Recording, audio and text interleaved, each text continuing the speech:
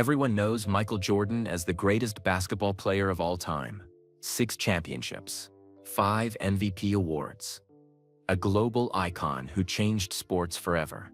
But what if everything you thought you knew about his rise to greatness was wrong? What if the teacher who seemed to doubt him the most was actually the person who believed in him the most? What if the cruelest words ever spoken to him were really the greatest gift he ever received? This is the true story of how a 15-year-old boy from Wilmington, North Carolina, overheard a conversation that broke his heart and used that pain to build an unbreakable spirit.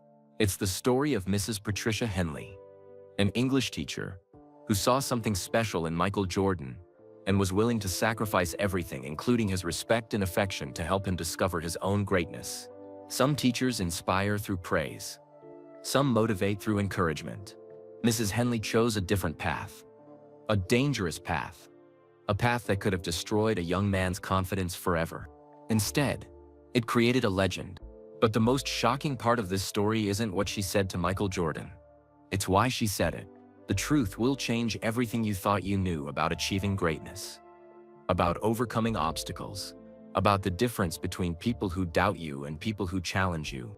Because sometimes the person who believes in you most is the one who makes it hardest for you to quit on yourself. This is that story. Michael Jordan stood outside Mrs. Patricia Henley's classroom door. His heart was beating fast. He needed to ask about extra credit. His English grade was a C-. That was not good enough. The October air felt cold in the hallway of Laney High School. Other kids walked by with their books. They were laughing and talking. Michael was not laughing. He was worried about his grades. He raised his hand to knock on the door. Then he heard voices inside. Mrs. Henley was talking to someone. Michael stopped. He should not listen. But he could not help it. That Jordan boy? Mrs. Henley's voice was clear through the thin door. He'll never belong in the real world. Mark my words. Michael's hand dropped to his side. His mouth went dry. She was talking about him. Kids like him from Wilmington's poor side don't make it past high school. Mrs. Henley continued. He's too cocky, too unfocused. Basketball won't save him. The words hit Michael like a punch to his stomach. He felt sick. Mrs. Henley had been his English teacher for 2 months. She seemed nice in class. She smiled at students. She helped with homework. But now he knew what she really thought. Michael pressed his back against the wall. A group of older kids pushed past him. They did not notice the tears starting in his eyes. The hallway suddenly felt too small. Too crowded. Too loud. Some of these kids need to learn their place, Mrs. Henley said inside the room. Michael Jordan is one of them. He thinks he's special because he's tall and can dribble a ball. But I've seen hundreds of kids like him. They all end up working at the plant or cleaning offices. That's just how it is. Michael wanted to run. His legs felt shaky. But he could not move. He had to hear more.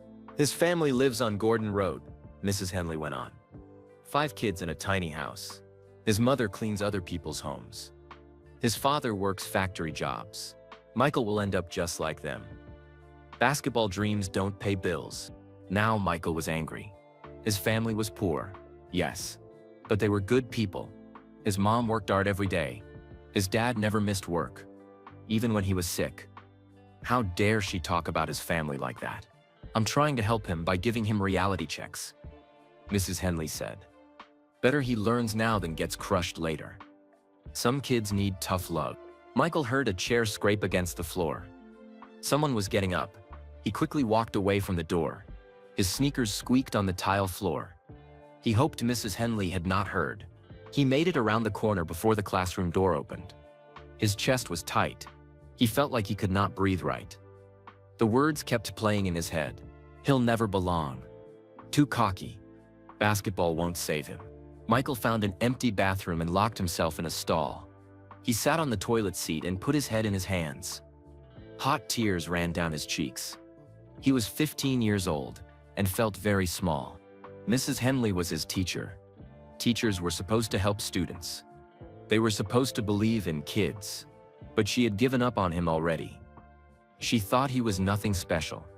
Just another poor kid with big dreams and no future. Michael thought about his family.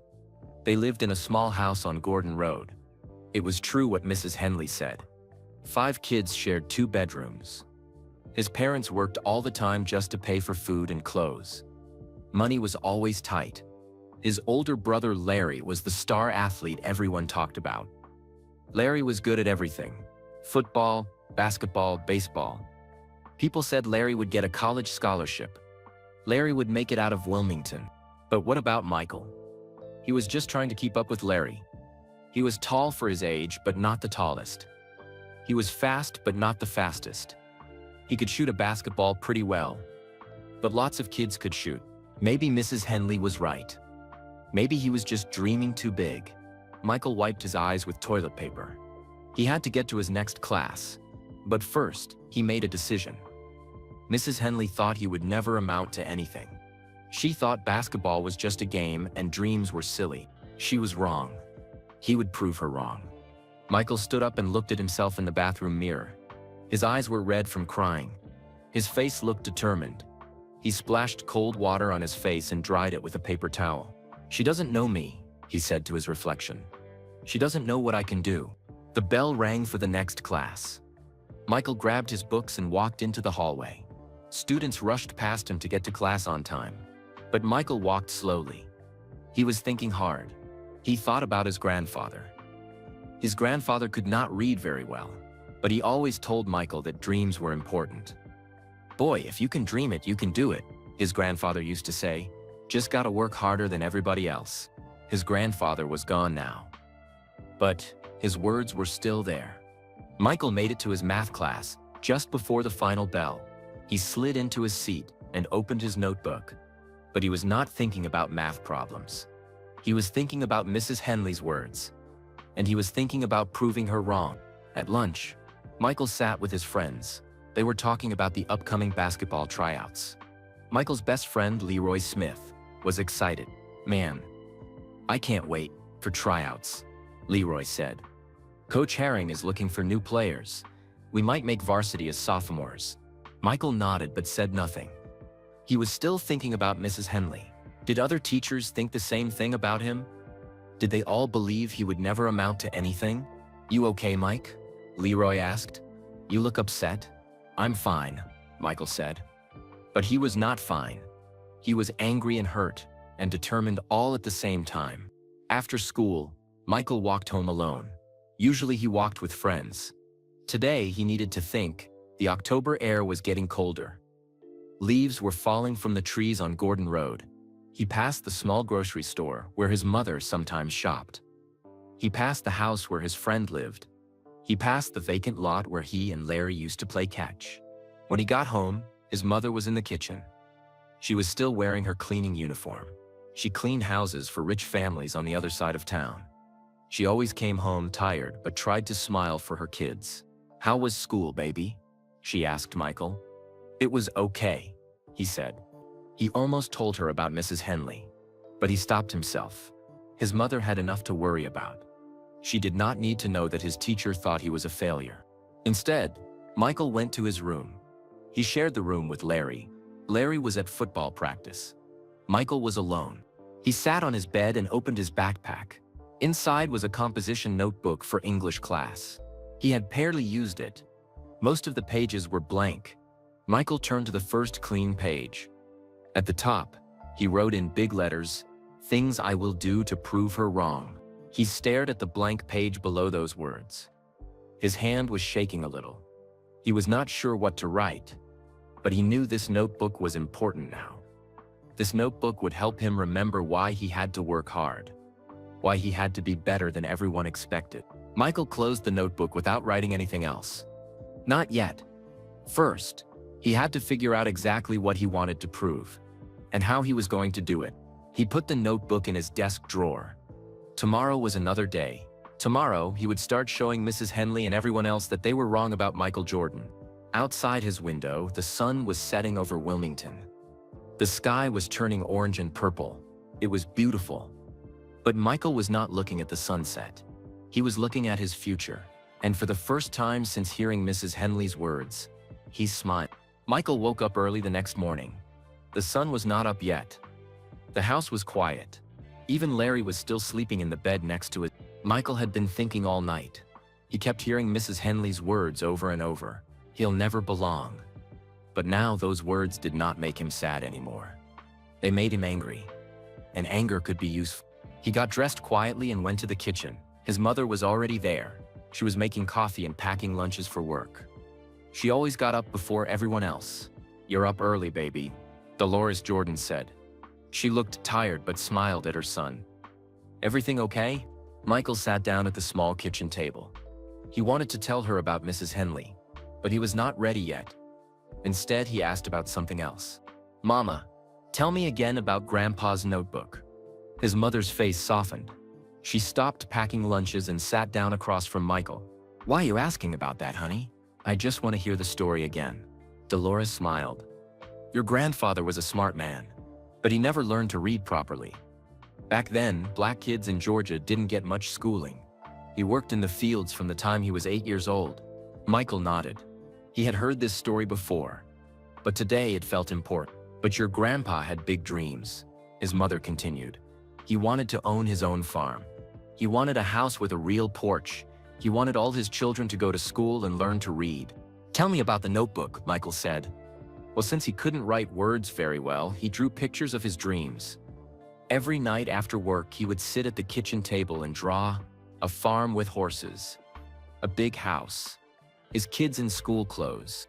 Michael's mother got up to pour more coffee. He used to say that writing down dreams made them real, even if you drew them instead of wrote them. He said dreams needed to live somewhere besides just in your head. Did his dreams come true? Michael asked. Some of them did. He never got that farm. But he did buy a little house with a porch. And all his children learned to read, including me. She smiled. And now his grandchildren are going to high school. That was a bigger dream than he ever imagined. Michael felt something warm in his chest. His grandfather had big dreams even when people probably told him he could not achieve them. A black field worker in Georgia in the 1940s. People must have laughed at his dreams. "Mama, do you still have his notebook?" "It's in my bedroom dresser." "Why? Can I see it sometime?" "Of course, baby. But why all these questions about your grandfather?" Michael stood up from the table. "I just want to remember his story." After his mother left for work, Michael went back to his room. Larry was getting ready for school. He was combing his hair and looking at himself in the mirror. "You're acting weird, little brother," Larry said. "What's going on?" "Nothing," Michael said. But that was not true. Everything was going on. His whole life was about to change. He could feel it. "You sure? You've been quiet since yesterday." Michael thought about telling Larry, but Larry was the star athlete. Everyone expected Larry to succeed. Larry had never been told he would never amount to anything. Larry would not understand. "I'm fine," Michael said. At school, Michael walked past Mrs. Henley's classroom. She was at her desk, grading papers. She looked up and saw him through the window. She gave him a small wave. Michael did not wave back. He just kept walking. In math class, Michael could not focus. He kept thinking about his grandfather's notebook. Dreams that lived somewhere besides just in your head. Pictures of things that seemed impossible but became real through hard work. At lunch, Leroy sat down next to Michael with his tray. "Tryouts are next week," Leroy said. "You ready?" "Yeah," Michael said. "I'm ready. Coach Herring is tough. My brother said he makes you run until you throw up." Michael nodded. He was not worried about running. He was worried about other things. Like what Mrs. Henley would say if he made the team. Probably that basketball was just a waste of time. "My dad says sports are fine, but grades are more important." Leroy continued. "He says we need backup plans." Michael thought about that. Maybe Leroy's dad was right. Maybe everyone was right. Maybe basketball was just a game and he needed to focus on real life. But then he remembered his grandfather, drawing pictures of dreams that seemed impossible. After school, Michael walked home slowly. He took a different route. He walked past the nice houses on the other side of town. These were the houses his mother cleaned.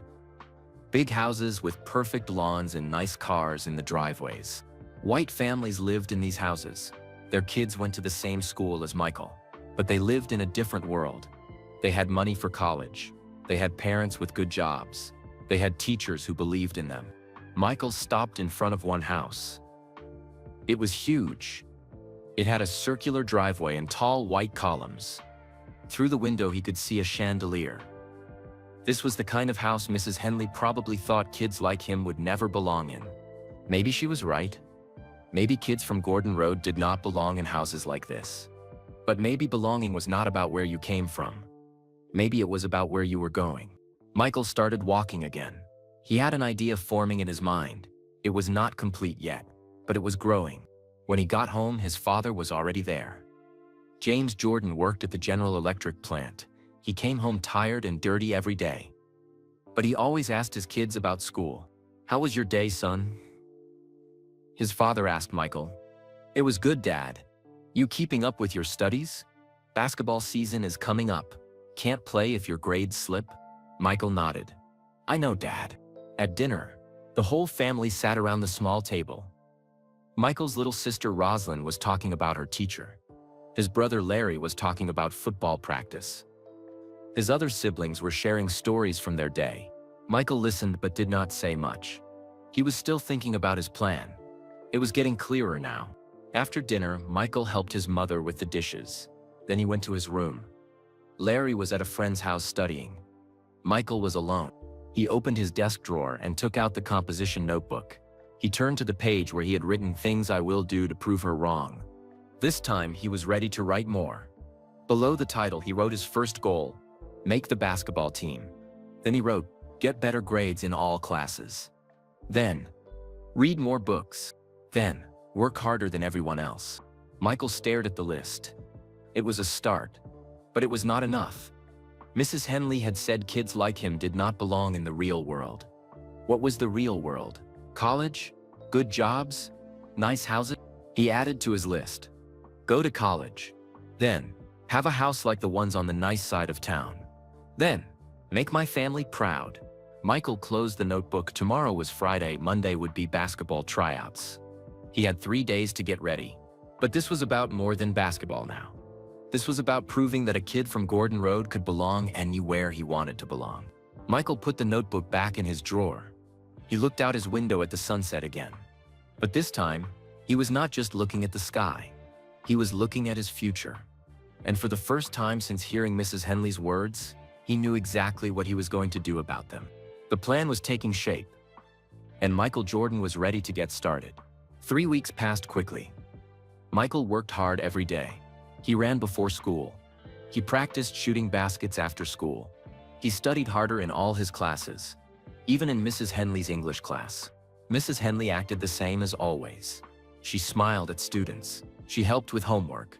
She never mentioned the conversation Michael had heard. But Michael remembered every word. Now it was November. Basketball tryouts were over. Michael had played his best. He made every shot during practice. He ran faster than most players. He played defense like his life depended on it. Today, Coach Clifton Pop Herring would post the team list on the gymnasium door. Michael walked to school early. His stomach felt nervous, but he was confident. He had worked hard. He deserved to make varsity. The hallway was empty. Michael's footsteps echoed as he walked toward the gym.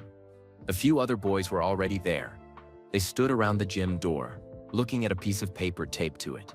Michael's best friend Leroy Smith was there. He was smiling big. That was a good sign. Leroy had made the team. "Mike," Leroy called out, "come check this out." Michael walked over. His heart was beating fast. The paper had 2 lists. One said varsity basketball team. The other said junior varsity basketball team. Michael looked at the varsity list first. He read every name carefully. Leroy Smith was there. Marcus Williams was there. David Thompson was there. But Michael Jordan was not there. Maybe he missed it. Michael read the list again, more carefully this time. His name was still not there. Michael felt sick. He looked at the JV list. There it was. Michael Jordan, junior varsity. JV. Not varsity. Junior varsity was for younger kids, for kids who were not good enough for the real team. "Hey man, at least you made JV," Leroy said. He tried to sound happy for Michael, but Michael could hear the pity in his voice. "Yeah," Michael said quietly, "at least I made JV." But making JV felt like losing. All the other sophomores who were serious about basketball had made varsity. Michael was left behind. Other students started arriving at school. They gathered around the list. Some kids celebrated. Others walked away disappointed. Michael just stood there, staring at his name on the JV list. Michael Jordan? Michael turned around. Mrs. Henley was standing behind him. She had a folder in her hands and a strange look on her face. "Yes, ma'am? I need to see you in my classroom before first period. We need to discuss your class placement." Michael's stomach dropped even more. "My class placement? Yes, there have been some changes." Mrs. Henley's voice was flat. Not mean, but not kind either. Michael followed her to the classroom. Other students were starting to fill the hallways. They were laughing and talking about weekend plans. Michael felt like he was walking underwater. In the classroom, Mrs. Henley sat at her desk. Michael sat in a student chair across from her. "Michael, I've been reviewing your test scores and class performance," she began. "I think you would benefit from additional reading support." "What does that mean?" "You're being moved to remedial reading class. It meets during your regular English period. You'll get extra help with comprehension and vocabulary." Michael stared at her. Remedial reading. That was for kids who could barely read. For kids who were behind. Everyone would know he had been moved to the dummy class. "But my grades have been getting better," Michael said. "Your grades are adequate, but I want to make sure you have the strongest foundation possible. This will help you in the long run." Michael wanted to argue, but what could he say? That he heard her conversation about how kids like him never succeed? That he knew she did not believe in him? "When do I start?" he asked. "Monday. Mrs. Patterson will be your new teacher for that period." Michael nodded and stood up. The bell rang for first period. Students rushed past the classroom door, heading to their classes. "Michael," Mrs. Henley said as he reached the door, "this is for your own good. Some people need extra help to reach their potential." Michael stopped, but did not turn around. "Yes, ma'am." He walked out of the classroom and into the crowded hallway. Everything felt different now. He had been cut from varsity basketball. He had been moved to remedial reading. In one morning, everyone would know that Michael Jordan was not as good as he thought he was. At lunch, Leroy tried to cheer him up. "JV is still basketball," Leroy said. "You'll dominate JV. Then next year you'll make varsity for sure." "Yeah, maybe," Michael said. But he was not thinking about next year. He was thinking about today. About how Mrs. Henley was right. Maybe kids from Gordon Road really did not belong with the best players and the smart students. After school, Michael walked home alone. He did not want to talk to anyone. The November air was cold. Leaves crunched under his feet. When he got home, his mother was cooking dinner. She looked up when he came in. "How did tryouts go, baby?" Michael almost lied. He almost said he made varsity. But he could not lie to his mother. "I made JV," he said. His mother smiled. "That's wonderful. JV is still the basketball team. And I got moved to a different English class. For extra reading help." His mother's smile faded a little. "Is everything okay? Are you having trouble in school?" "No, ma'am. The teacher just thinks I need extra help." Dolores Jordan studied her son's face. She could tell something was wrong. But she did not push him to talk. "Well, extra help never hurt anybody," she said gently. "Your grandfather would have loved extra reading help when he was young." That night at dinner, Larry asked about the team. "So, little brother, you make varsity?" "JV," Michael said. "That's cool. JV is good for sophomores. You'll make varsity next year." Everyone at the table nodded and smiled. They were trying to be supportive, but Michael felt like a failure. After dinner, Michael went to his room. He pulled out his notebook and turned to his list of goals. The first one said, "Make the basketball team." He had made a team, just not the right team. Michael picked up his pen. Next to make the basketball team, he wrote JV only. Next to get better grades in all classes, he wrote move to remedial reading. His plan was not working. Maybe Mrs. Henley was right about him. Maybe he was not good for varsity sports or regular classes. Maybe he was fooling himself. Michael started to close the notebook. Then he stopped.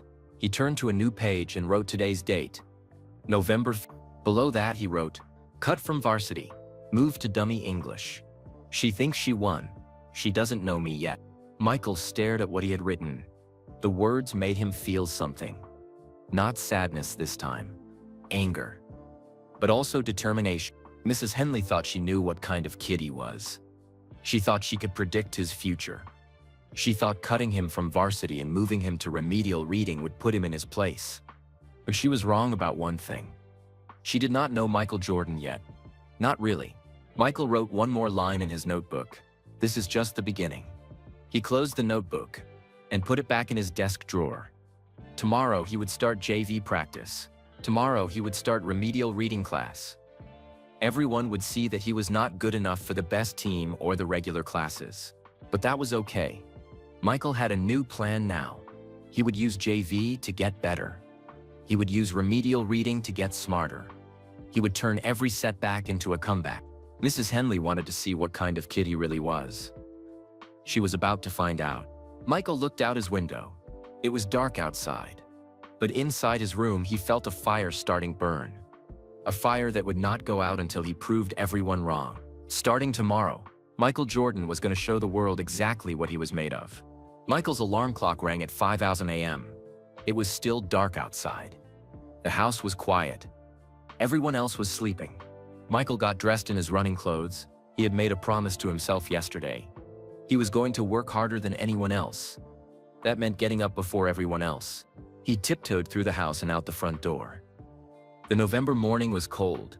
His breath made little clouds in the air. The street lights were still on. Michael started running down Gordon Road. His feet hit the pavement in a steady rhythm. Left, right, left, right. Each step was a promise. Each step said, I will get better. He ran past the small houses where his neighbors lived. Past the corner store that was still closed. Past the empty lot where he and Larry used to play. Michael had planned his route the night before. 2 miles total, around his neighborhood, then back home. By the time he finished, the sun was starting to come up. Back home, Michael showered and got ready for school. His mother was surprised to see him up so early. Where were you, baby? She asked. Running, Michael said. Running? Why? Just trying to get in better shape. His mother smiled. That's good. But don't wear yourself out. At school, Michael went to his first period class, then second period. Then it was time for his new English class. Remedial reading with Mrs. Patterson. Michael walked slowly to the classroom. He knew some of the other students would be there. Students who everyone knew had trouble reading. Now everyone would know Michael had trouble too. Mrs. Patterson was a kind woman with gray hair and gentle eyes. She smiled when Michael walked in. You must be Michael, she said. Welcome to our class. Michael looked around the room. There were only 8 students. Some he recognized from the hallways. Others he had never seen before. They all looked as uncomfortable as he felt. Don't worry, Mrs. Patterson said quietly. Everyone here is working to get better. That's nothing to be ashamed of. The class was different from regular English. Mrs. Patterson had them read out loud. She helped with words they did not know. She was patient when someone made mistakes. Michael realized something surprising. The work was not too easy for him. Some of the reading was actually hard. Maybe he did need extra help. Maybe Mrs. Henley was right about that part. But Michael was still angry about why he was there. Mrs. Henley had not moved him to help him. She had moved him to put him in his place. After school, Michael went to JV basketball practice. Coach Johnson was the JV coach. He was younger than Coach Herring and seemed friendlier. All right, boys, Coach Johnson said.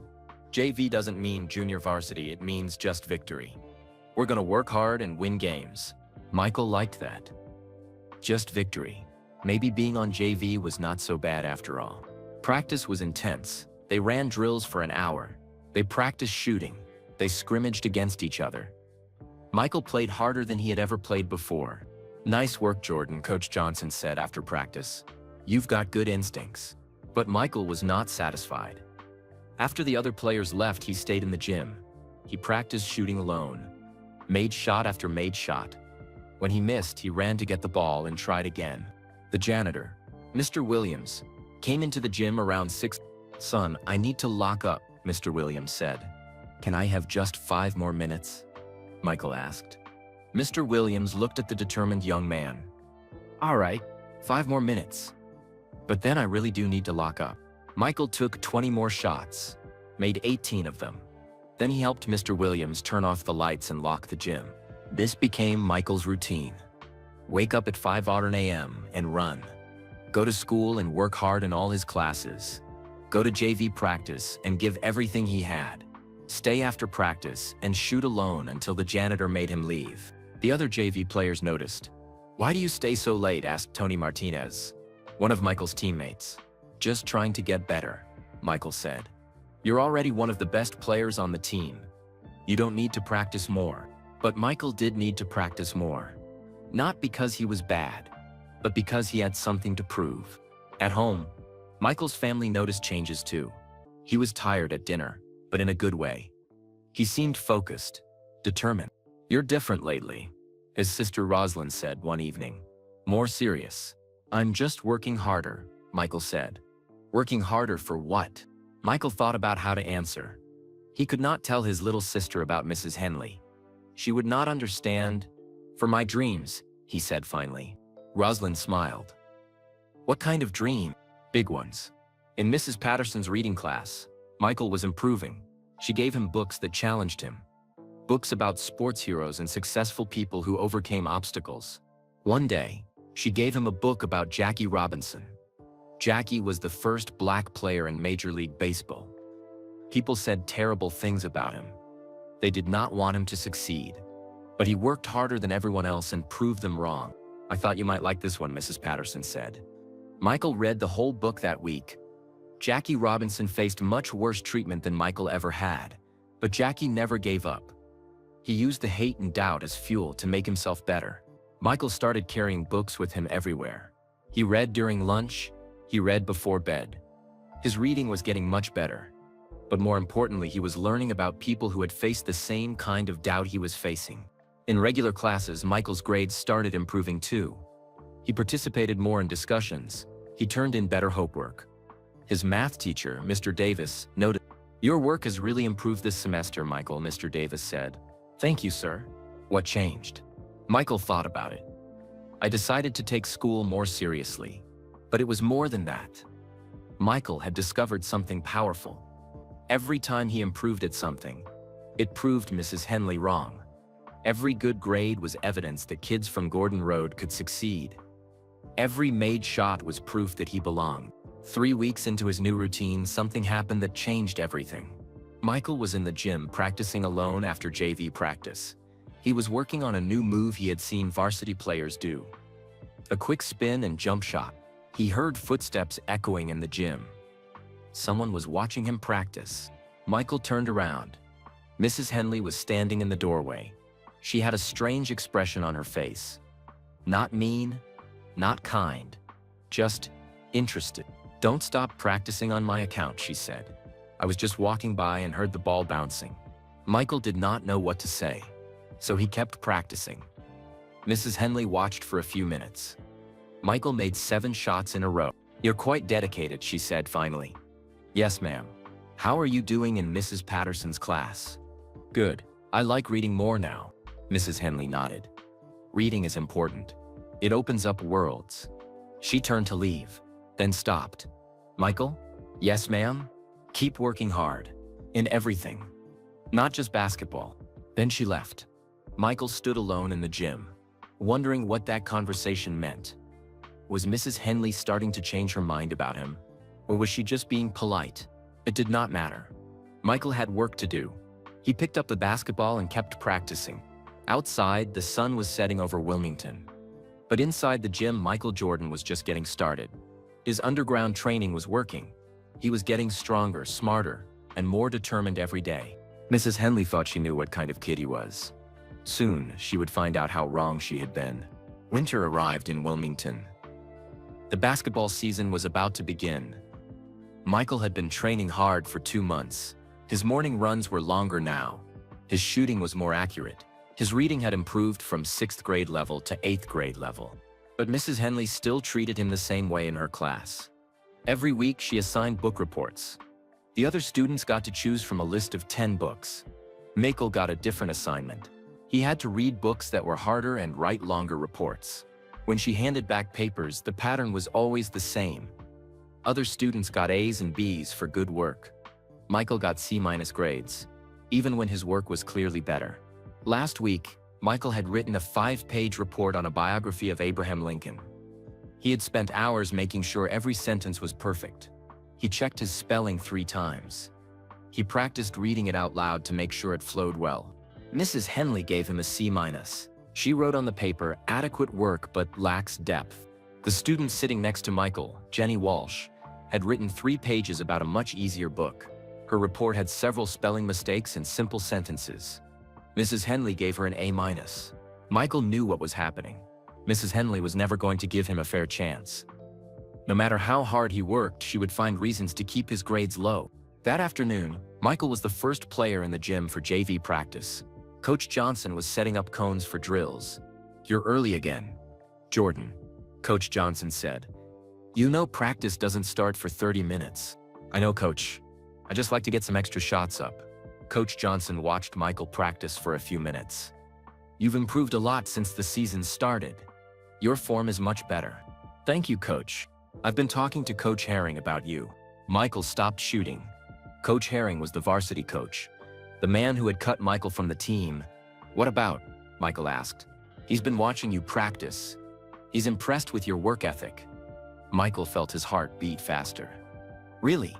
Don't get too excited. He's just keeping an eye on you.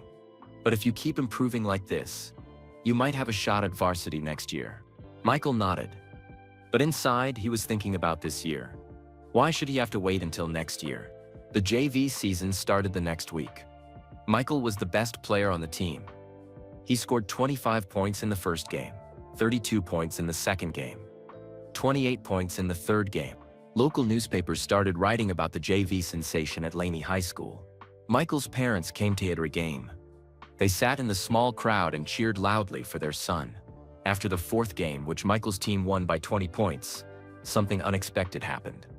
Michael was packing up his gear when he saw Mrs. Henley walking toward him. She had been sitting in the stands during the game. Michael had not noticed her until now. "Nice game, Michael," she said. "Thank you, ma'am. 35 points. That's quite impressive." Michael just nodded. He did not know what to say. "You know," Mrs. Henley continued, "basketball careers don't last forever. It's important to keep focusing on your academics too." There it was again. The reminder that sports were temporary, that he should not get his hopes too high. "Yes, ma'am," Michael said. "I'm working hard in all my classes." "I hope so. I'd hate to see you get distracted by all this attention."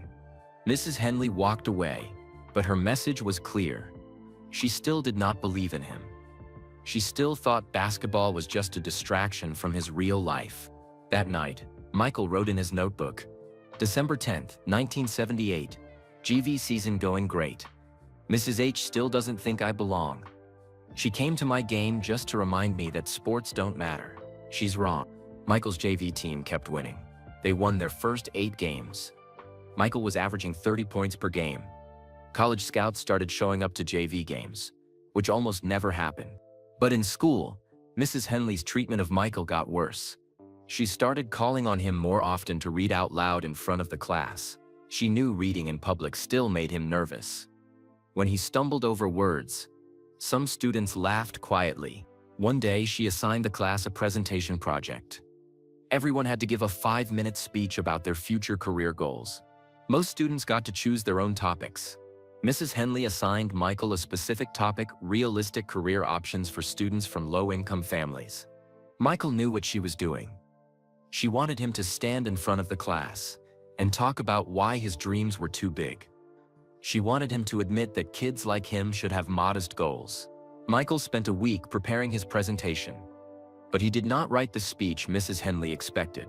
On presentation day, Michael stood at the front of the classroom.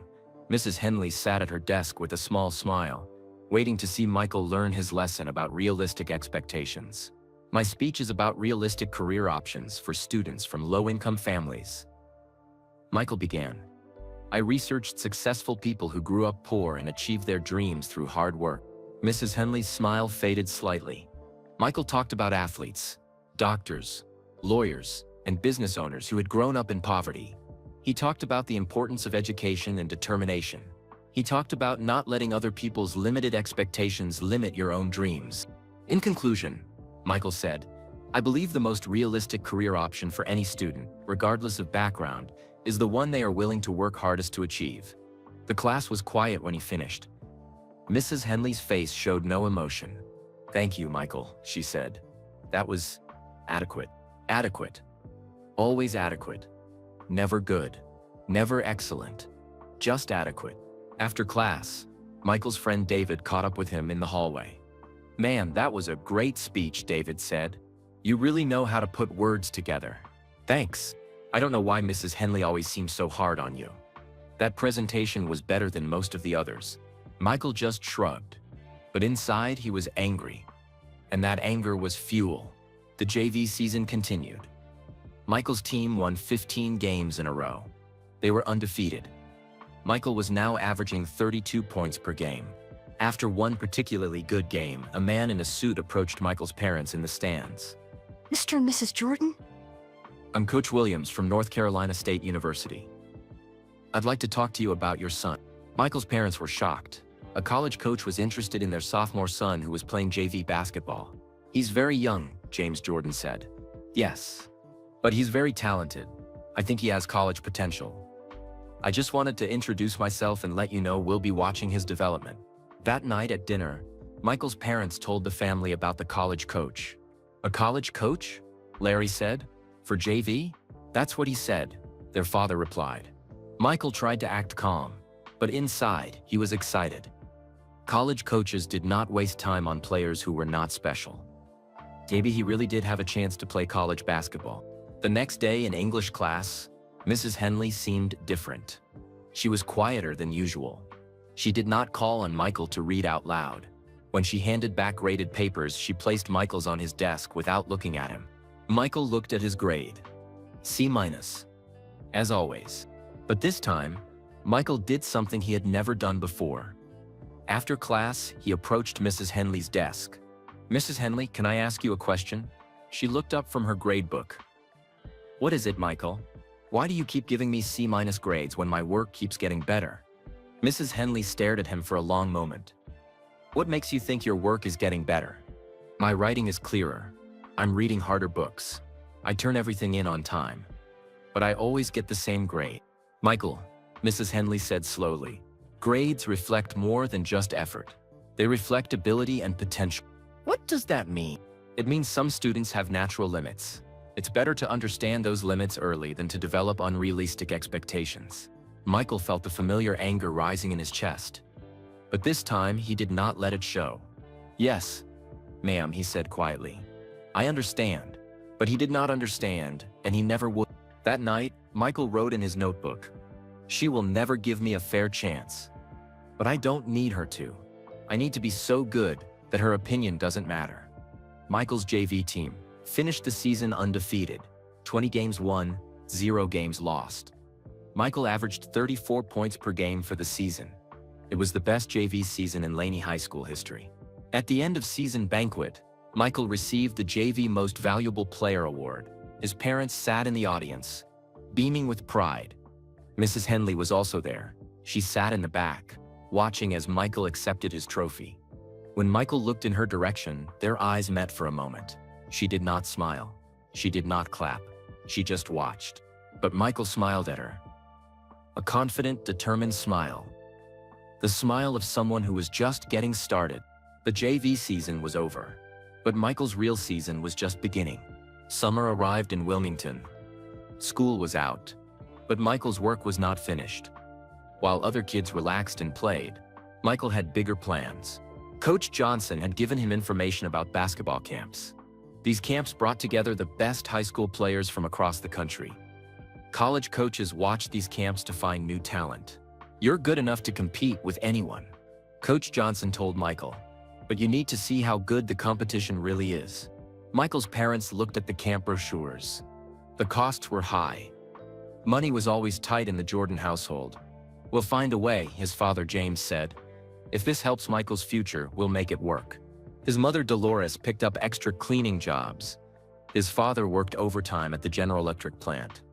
The whole family saved money so Michael could attend Sonny Vaccaro's basketball camp in Pennsylvania. Michael packed his bags in June. Along with his basketball gear, he packed something else. Books. Lots of books. Why are you bringing all those books to basketball camp? His sister Roslyn asked. I want to keep reading over the summer, Michael said. But it's vacation time. Michael smiled. Not for me. I'm trying to get better at everything. The basketball camp was an eye-opening experience. Michael had thought he was good at basketball, but these players were different. They were taller, stronger, and more skilled than anyone he had played against. The first day of camp was humbling. Michael struggled to keep up with players from big cities like New York and Los Angeles. They had better coaching and more experience playing against top competition. But Michael noticed something else. Many of these players were not working as hard as he was. They had natural talent, but they relied on it too much. They did not push themselves the way Michael pushed himself. Every night after practice, while other players watched TV or played video games, Michael read in his bunk. He brought books about successful athletes and business leaders. The other players thought he was strange. Why are you reading so much? Asked the player from Chicago. We're at basketball camp, not school. I'm trying to learn about people who succeeded, Michael said. Man, you're weird. Basketball is about playing, not reading. But Michael kept reading. He learned about athletes who had overcome obstacles. He read about people who had turned disadvantages into advantages. Most importantly, he read about people who had proved doubters wrong. By the end of the first week, Michael was playing better. He was learning from the other players and coaches. His jump shot was more consistent. His defense was more aggressive. Sonny Vaccaro, who ran the camp, noticed Michael's improvement. You're not the most naturally gifted player here, Vaccaro told him. But you might be the hardest worker. That matters more than people think. Thank you, sir. Where are you from again? Wilmington, North Carolina. I go to Laney High School. Vaccaro wrote something in his notebook. I'll remember that name. Keep working hard.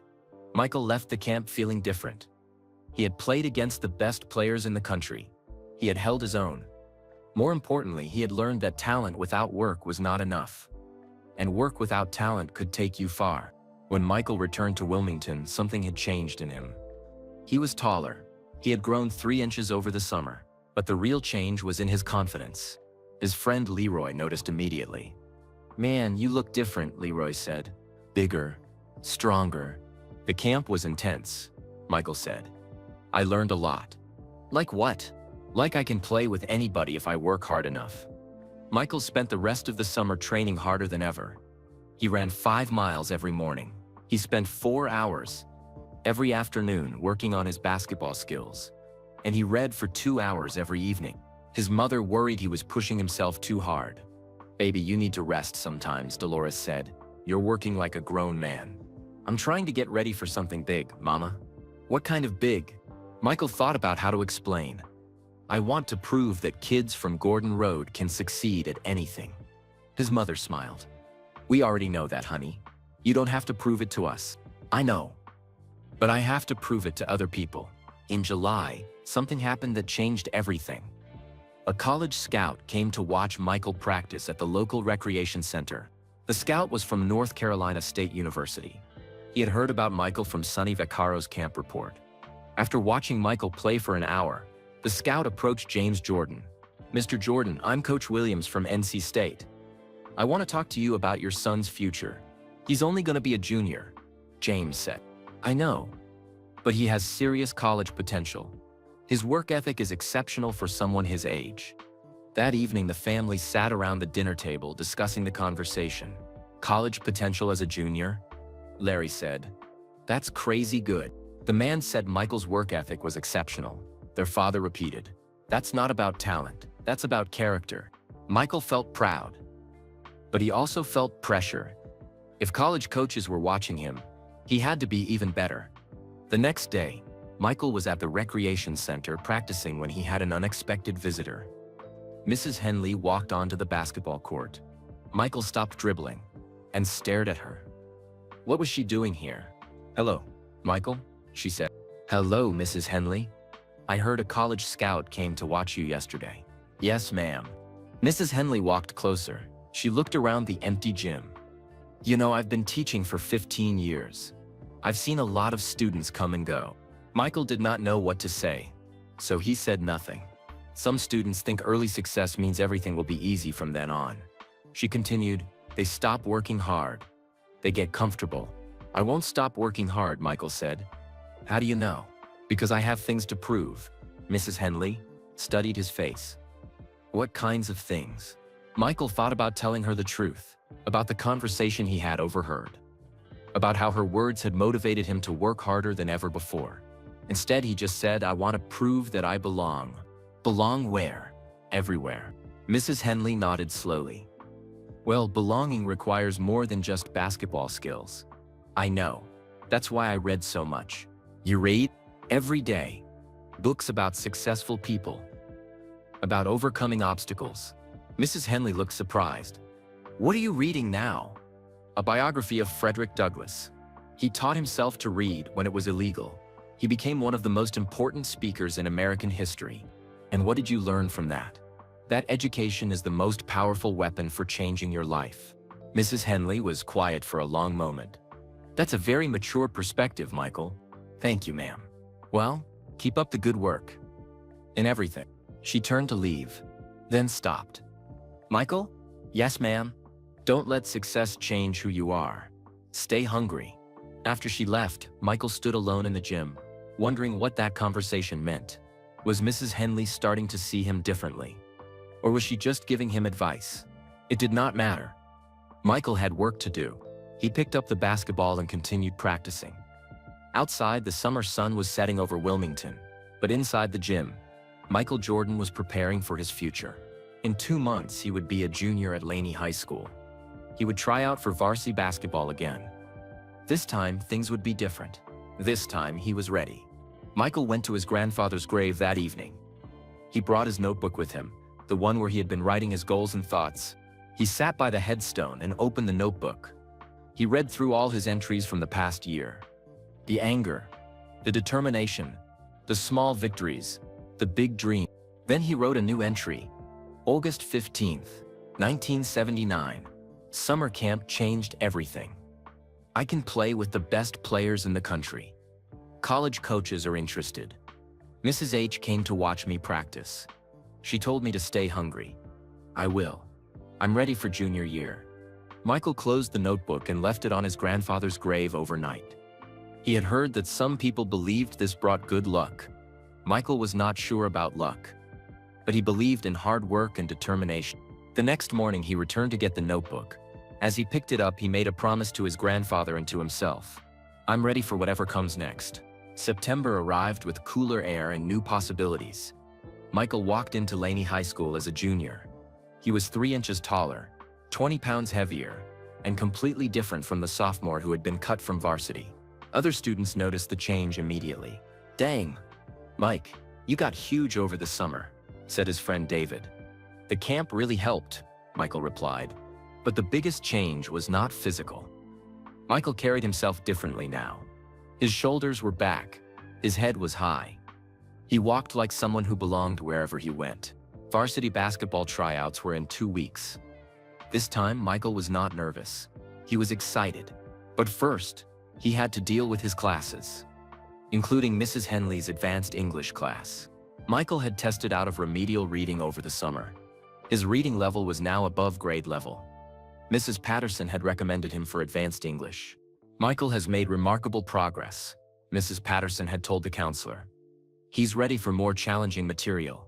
So now Michael was back in Mrs. Henley's classroom. But this time, he was in her hardest class.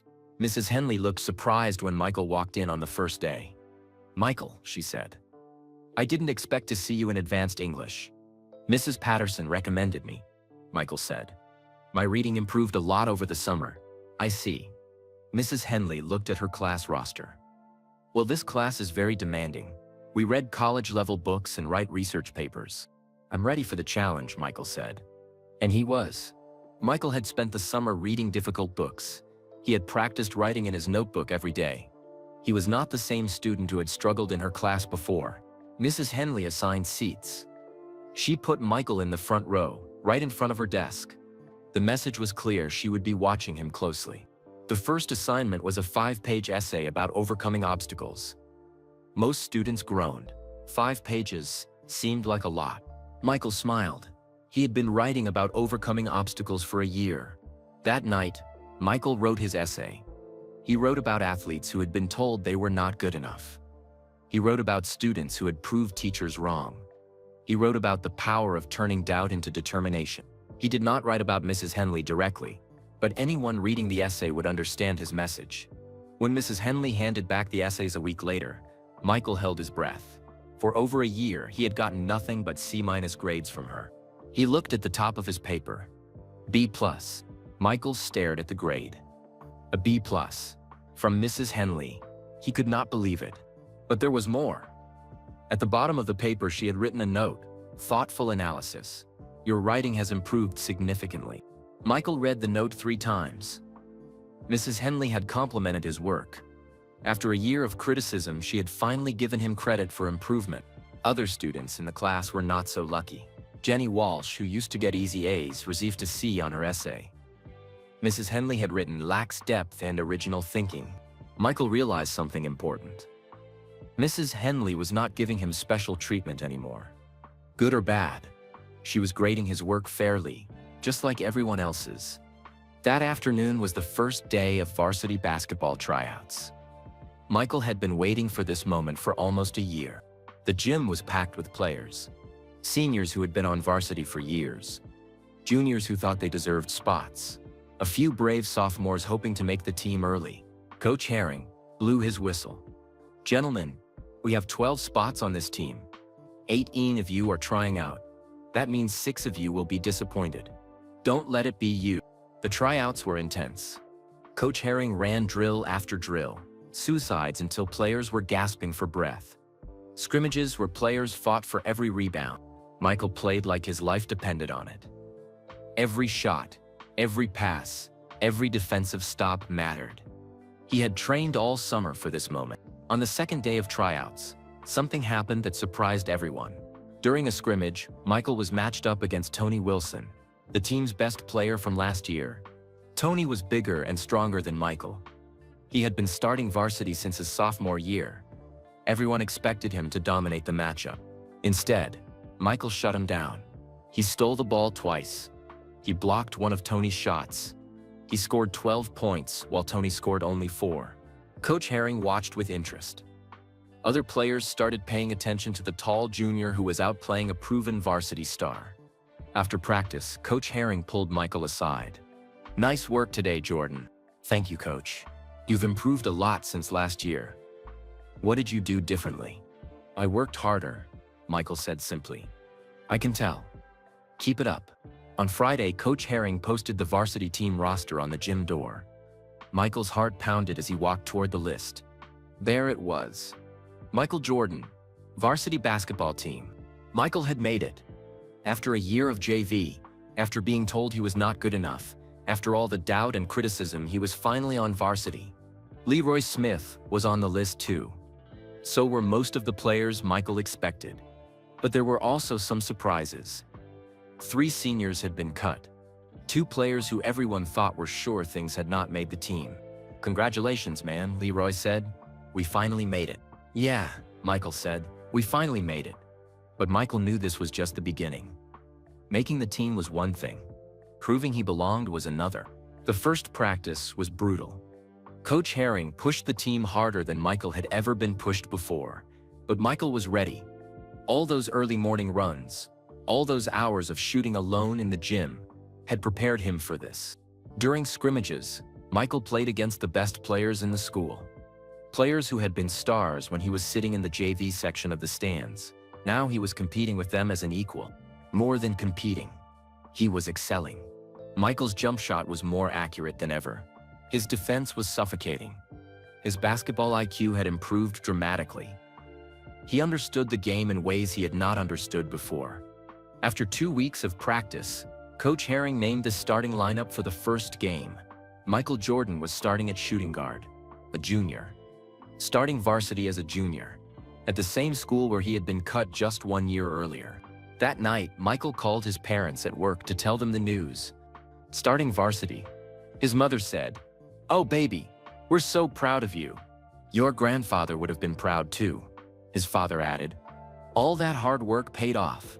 Michael felt emotional hearing his parents' excitement. They had supported him through everything. The disappointment of being cut, the long hours of training, the sacrifices to pay for basketball camp. Now their son was starting varsity basketball at Laney High School. The first game was against New Hanover High School, Laney's biggest rival.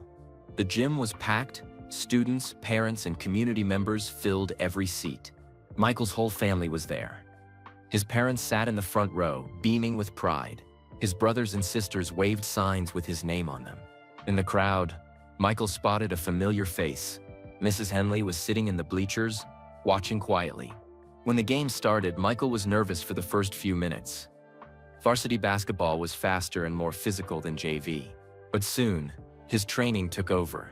Michael scored 8 points in the first quarter, 12 points in the second quarter. By halftime, Laney was ahead by 15 points, and Michael was the leading scorer. During halftime, Coach Herring addressed the team. "Jordan, nice start. Keep being aggressive." In the second half, Michael continued to dominate. He finished the game with 25 points, 7 rebounds, and 5 steals. Laney won by 28 points. After the game, people crowded around Michael. Teammates congratulated him. Parents shook his hand. Students asked for autographs. But Michael was looking for one person in particular, Mrs. Henley. He found her near the exit, getting ready to leave. "Mrs. Henley," he called out. She turned around. "Hello, Michael. Congratulations on a wonderful game. Thank you for coming. You played very well. 25 points is impressive for a first varsity game." Michael nodded. "Mrs. Henley, can I ask you something?" "Of course. Why did you come to my game?" Mrs. Henley thought for a moment. "Because I wanted to see how far you've come. And you've come very far indeed." She turned to leave, then stopped. "Michael?" "Yes, ma'am." "Don't let success change you. Keep working hard. In basketball and in everything else." Michael watched her walk away. For the first time since he had known her, Mrs. Henley seemed almost proud of him. But Michael did not have time to think about Mrs. Henley's strange behavior. He had bigger things to focus on. Varsity basketball, college scouts, his future. Michael Jordan was no longer the kid who had been cut from the team. He was no longer the student struggling in remedial reading. He was starting varsity basketball as a junior. And this was only the beginning. Michael's junior year flew by like a dream. The varsity basketball team won 22 games and lost only 3. Michael averaged 25 points per game. College scouts filled the gym for every home game. By spring, letters were arriving at the Jordan house almost every day. Duke University, North Carolina State, Wake Forest, Virginia. All the big basketball schools wanted Michael Jordan. But the letter that mattered most came in April. The University of North Carolina. Coach Dean Smith himself had written the letter. "Dear Michael," it read, "we would like to offer you a full scholarship to play basketball at the University of North Carolina. We believe you have the talent and character to succeed both on the court and in the classroom." Michael's mother cried when she read the letter. His father shook his head in amazement. "A full scholarship to Carolina," James Jordan said. "That's the best basketball program in the state." "Are you going to accept?" his sister Rosalind asked. "I need to think about it," Michael said. There are other schools interested too, but Michael knew in his heart that Carolina was where he wanted to go. Coach Smith had a reputation for developing players and graduating them. It was not just about basketball. It was about getting a real education. As summer arrived, Michael prepared for his senior year. He attended more basketball camps. He worked out with college trainers. He grew another inch taller. But something unexpected happened in August, just before school started. Michael went to the guidance office to pick up his class schedule. Mrs. Anderson, the counselor, looked confused when she saw him. "Michael, there's a problem with your transcript," she said. "What kind of problem?" "Your English grade from last semester hasn't been submitted. Without it, colleges won't have your complete academic record." Michael felt his stomach drop. "What does that mean?" "It means your college applications might be delayed. Schools need all your grades before they can finalize scholarship offers." Michael knew immediately what had happened. Mrs. Henley had not submitted his grade on time. This could ruin everything he had worked for. "Can we fix it?" Michael asked. "We need to talk to Mrs. Henley.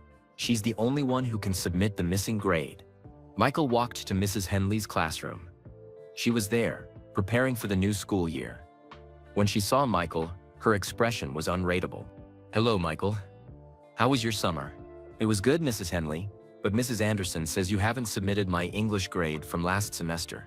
Mrs. Henley looked at some papers on her desk. "Oh yes, I've been meaning to take care of that." "When will you submit it?" "My college applications depend on having complete transcripts. I want to make sure the grade accurately reflects your true abilities," she said. "I'm reviewing all your work from last semester." Michael felt the old anger rising. Even now, when he was one of the most recruited basketball players in North Carolina, Mrs. Henley was trying to control his future. "Mrs. Henley, I earned a B+ in your class. That's the grade that should go on my transcript." "Grades are more complicated than that, Michael. I have to consider your overall performance, your attitude, your potential for college success." Michael realized what was happening. Mrs. Henley was threatening to lower his grade. She had the power to hurt his college chances, and she was using it. "How long will your review take?" Michael asked, trying to stay calm. "A few weeks, maybe longer. A few weeks could be too late." College coaches needed transcripts by September 1st to finalize scholarship offers. That night, Michael told his parents what had happened. "She can't do that," his mother said angrily. "You earned that grade fairly." "Maybe we should talk to the principal," his father suggested. But Michael had a different idea. A risky idea, but maybe the only way to handle Mrs. Henley once and for all. The next morning, Michael went to Mrs. Henley's classroom before school started. She was grading papers at her desk. "Mrs. Henley, I need to talk to you." She looked up. "What about Michael?" "About my grade. And about everything that's happened between us." Mrs. Henley set down her pen. "I'm listening." Michael took a deep breath. "I know you don't think I belong in college. I know you think kids like me should have realistic expectations." "Michael, please let me finish." Michael's voice was steady but firm. "For 2 years, you've tried to teach me my place. You've given me harder assignments than other students. You've graded my work more harshly. You've questioned whether I belong." Mrs. Henley's face showed no emotion. "But here's what you've actually taught me." Michael continued. "You've taught me that some people will always doubt me. You've taught me that I have to work twice as hard to get half the credit. You've taught me that proving myself never ends." Michael paused. Mrs. Henley was listening intently. "So I want to thank you," Michael said. Mrs. Henley looked surprised. "Thank me?" "Yes, ma'am. You made me work harder than I ever thought I could. You made me prove to myself that I could read, write, and think at a high level.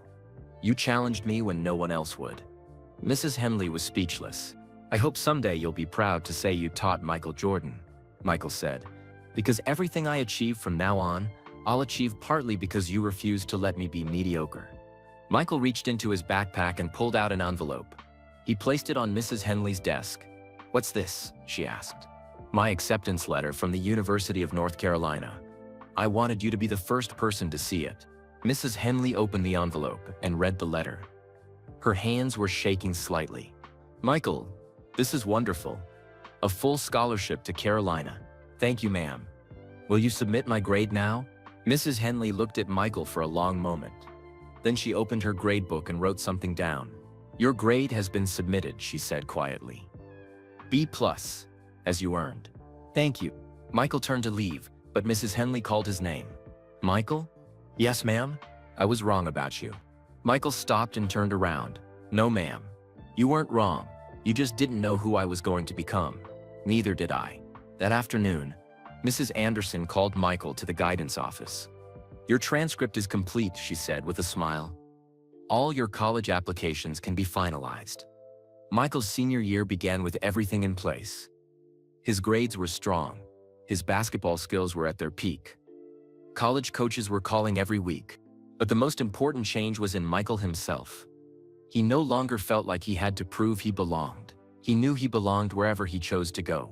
At the first basketball practice of the season, Coach Herring addressed the team. "Gentlemen, we have a chance to do something special this year. We have talent, experience, and leadership. Michael Jordan, you're our team captain." Michael felt honored. Captain of the team that had cut him just 2 years earlier. The season started with high expectations. Local newspapers wrote articles about Michael and his college recruitment. Scouts from major universities attended every game. In the first game of the season, Michael scored 32 points. In the second game, 28 points. By December, he was averaging 30 points per game. But something strange was happening. Mrs. Henley was attending every home game. She sat in the same spot in the bleachers, watching quietly. After one particularly good game, Michael approached her in the parking lot. "Mrs. Henley, thank you for coming to the games." "You're welcome, Michael. You've become quite a player. Why do you keep coming?" Mrs. Henley smiled. "Because I want to see how the story ends." "What story?" "The story of a young man who refused to accept other people's limitations." Michael was confused by her answer, but he was too focused on basketball and college preparation to think about it too much. In January, Michael made his college decision. He chose the University of North Carolina. Coach Dean Smith's program was perfect for him. Great basketball, strong academics, and a chance to play close to home. The day Michael signed his letter of intent, the local newspaper ran a front-page story. Local star signs with Tar Heels. The headline read, "That evening there was a knock at the Jordan family's door." Michael answered it. Mrs. Henley was standing on the porch holding a wrapped package. "I brought you something," she said. Michael invited her inside. His parents greeted her politely. Though they were surprised by the visit, Mrs. Henley handed Michael the package. "Open it." Inside was a leather-bound journal. On the cover was engraved, "Michael Jordan, future leader." "I thought you might want to continue writing down your goals and thoughts," Mrs. Henley said. Michael was touched. "Thank you, Mrs. Henley. This is very thoughtful." "Michael," she said, "I want you to know that I've followed your progress very closely. You've exceeded every expectation." "Thank you, ma'am. I have one more thing to tell you." Mrs. Henley looked serious. "But not tonight. After you graduate. After you've achieved your dreams. Then I'll tell you something that will surprise you." Michael's parents looked puzzled. Michael was curious but did not push for answers. After Mrs. Henley left, Michael's father asked, "What do you think she meant by that?" "I don't know," Michael said. "But I guess I'll find out someday." Michael's senior basketball season ended with the state championship. He scored 32 points in the final game. Laney High School won its first state title in 20 years. At graduation, Michael was named valedictorian of the basketball team and received the award for Most Improved Student.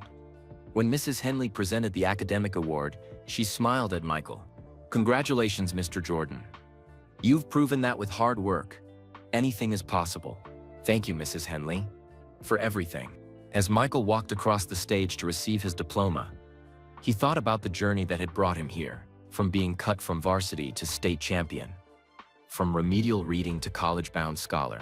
And somewhere in the audience, Mrs. Henley was watching with a secret smile, knowing that the biggest surprise was yet to come. Summer passed quickly after graduation. Michael spent his time training for college basketball and preparing for the biggest change of his life. In August, he would leave Wilmington for Chapel Hill and the University of North Carolina. The Jordan family was excited but nervous. No one in their family had ever gone to college. Michael would be the first. "Are you scared?" his sister Rosalind asked one evening. "A little," Michael admitted, "but mostly excited." "What if the other players are better than you?" Michael smiled. "Then I'll have to work harder to catch up." 3 days before Michael left for college, something unexpected happened. Mrs. Henley called the Jordan house. "Michael," his mother said, "Mrs. Henley wants to see you. She asked if you could come to the school tomorrow afternoon."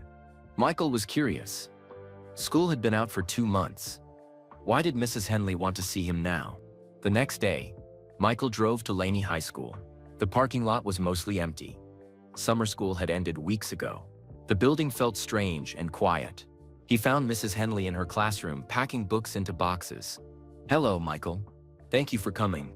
"Hello, Mrs. Henley. Are you moving classrooms?" "No," she said with a sad smile. "I'm retiring. After 16 years of teaching, this will be my last year." Michael was surprised. Mrs. Henley was only in her 50s. She seemed too young to retire. "Why are you retiring?" "I've accomplished what I set out to do," she said mysteriously. "Please, sit down. I have something important to tell you." Michael sat in a student desk. The same desk where he had struggled with reading assignments 3 years ago. Mrs. Henley sat across from him. She looked nervous, which was unusual for her. "Michael, Do you remember the conversation you overheard in October of your sophomore year? Michael's heart started beating faster. You mean when you said I'd never belong? That kids like me don't make it past high school? Yes, that conversation. I remember every word. Mrs. Henley reached into her desk drawer and pulled out a newspaper clipping. It was yellow with age. She handed it to Michael. Michael looked at the date. October 1978, the day after he had been cut from varsity basketball. The headline read, "Local teacher predicts great things for cut player." Michael read the article quickly. It quoted Mrs. Henley saying positive things about him. Very positive things. "I don't understand," Michael said, looking up from the paper. Mrs. Henley took a deep breath. "Michael, that conversation you overheard was planned. I knew you were outside the door. I said those things because I knew they would motivate you." Michael stared at her. "What?" "Everything I did for the past 3 years was designed to make you fight harder. Every harsh comment, every unfair grade, every extra assignment." Michael felt dizzy. "But why?" Mrs. Henley stood up and walked to the window. "Because I saw something special in you from the first day of class. But you were lazy, cocky. You expected things to come easy." She turned back to face him. "I had 2 choices. I could tell you that you were special and watch you coast through life being average. Or I could make you prove to yourself that you were extraordinary." Michael's mind was spinning. "So you never thought I would fail?" "Never. I always believed you would succeed, but I needed you to believe it too. And belief comes from overcoming obstacles, not from avoiding them." Mrs. Henley sat back down. "Michael, do you remember what you were like as a sophomore? Really remember?" Michael thought back. He had been arrogant. He had thought basketball would be easy. He had not worked hard in school. "I was different then," he admitted. "You were talented but unfocused. You needed something to fight against, something to prove wrong. So you became the villain in my story?" "Exactly, I became the person who doubted you so that you would never doubt yourself." Michael felt tears forming in his eyes. "But I hated you. For years I hated you." "I know, and that hate gave you energy. It made you work harder than you ever would have worked for praise." Mrs. Henley reached into another drawer and pulled out a thick folder. "I kept copies of everything," she said. "Every assignment you turned in, every test you took, every improvement you made." She opened the folder. Inside were hundreds of papers with Michael's name on them. But they all had different grades than what Michael remembered receiving. "These are your real grades," Mrs. Henley said. "The grades your work actually deserved." Michael looked through the papers. B's and A's everywhere. Even from his sophomore year when he thought he was failing. "You changed my grades? I gave you the grades that would motivate you to work harder. If you had seen these real grades, you might have gotten comfortable." Michael found his first book report about Abraham Lincoln, the one he remembered getting a C- on. The real grade was an A. "I don't understand how this was allowed," Michael said. "It wasn't officially allowed. But I've been doing this for 12 years, with students who have special potential but need extra motivation." 12 students? "You're number 12. 11 others have gone through this same process." Mrs. Henley showed Michael a photo album. Pictures of former students at college graduations, medical school ceremonies, law school commencements. "Marcus Washington," she said, pointing to one photo. "He's a doctor now. He hated me too, for making him work so hard." She flipped a page. "Lisa Thompson. She's a lawyer. David Martinez, an engineer." All the students were black. All had come from poor families. All had achieved more than anyone expected. "I don't pick students randomly," Mrs. Henley explained. "I pick students who have been told their whole lives that they don't belong in certain places. Students who need to learn to fight for their dreams." Michael was overwhelmed. "How do you know which students can handle this?" "I watch them carefully. I look for unbreakable spirits. Students who get angry instead of giving up. You showed me on the first day that your spirit was unbreakable." "How?" "You argued with me about your first assignment. Most students who are used to failing just accept criticism. You fought back. That told me you had fight in you." Michael remembered that day. He had been frustrated with her feedback and had challenged her in front of the class. "I almost got in trouble for that." "You should have gotten in trouble. But I saw something in your eyes. Determination, pride. Refusal to accept defeat. Mrs. Henley closed the folder. Michael, every harsh word I said to you, I said because I believed in you. Every time I made you work harder, it was because I knew you could handle it. What about the other teachers? Did they know? No one knew except me. I couldn't risk anyone giving you easier treatment or feeling sorry for you. Michael sat in silence for several minutes, processing everything he had learned. Why are you telling me this now? He finally asked. Because you're about to face new challenges at Carolina. You'll meet coaches and professors and students who might genuinely doubt you. I wanted you to know the difference between real doubt and fake doubt. What's the difference? Real doubt comes from people who don't know you or don't believe in hard work. Fake doubt comes from people who believe in you so much that they're willing to become the bad guy to help you succeed. Mrs. Henley smiled. I was faked out, Michael. At Carolina, you might encounter real doubt. But now you know how to handle both. Michael stood up slowly. Mrs. Henley, I don't know what to say. You don't have to say anything. Just promise me you'll remember this lesson when things get difficult. What lesson? That sometimes the people who believe in you the most are the ones who make it hardest for you to quit on yourself. Michael walked toward the door, then stopped. Mrs. Henley, were you at all my games because you were proud of me? I was at all your games because I knew I was watching something special. Something I had helped create. Michael left the school in a daze. He drove around Wilmington for an hour, thinking about everything Mrs. Henley had told him. When he got home, his family was waiting for dinner. How did it go with Mrs. Henley? His mother asked. Michael looked around the table at his family. She told me something that changed everything I thought I knew. What kind of something? Michael thought about how to explain. She told me that sometimes people help you in ways you don't understand until later. That night, Michael called his best friend Leroy to tell him what had happened. Are you serious? Leroy said. She was helping you the whole time? That's what she says. Man, that's crazy. So she never really doubted you? She says she always believed I would succeed.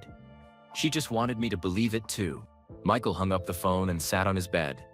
In 2 days, he would leave for the University of North Carolina. He would face new challenges and new doubt. But now he understood something important. Not everyone who challenges you is your enemy. Sometimes the people who push you hardest are the ones who believe in you most. Michael picked up the leather journal Mrs. Henley had given him at graduation.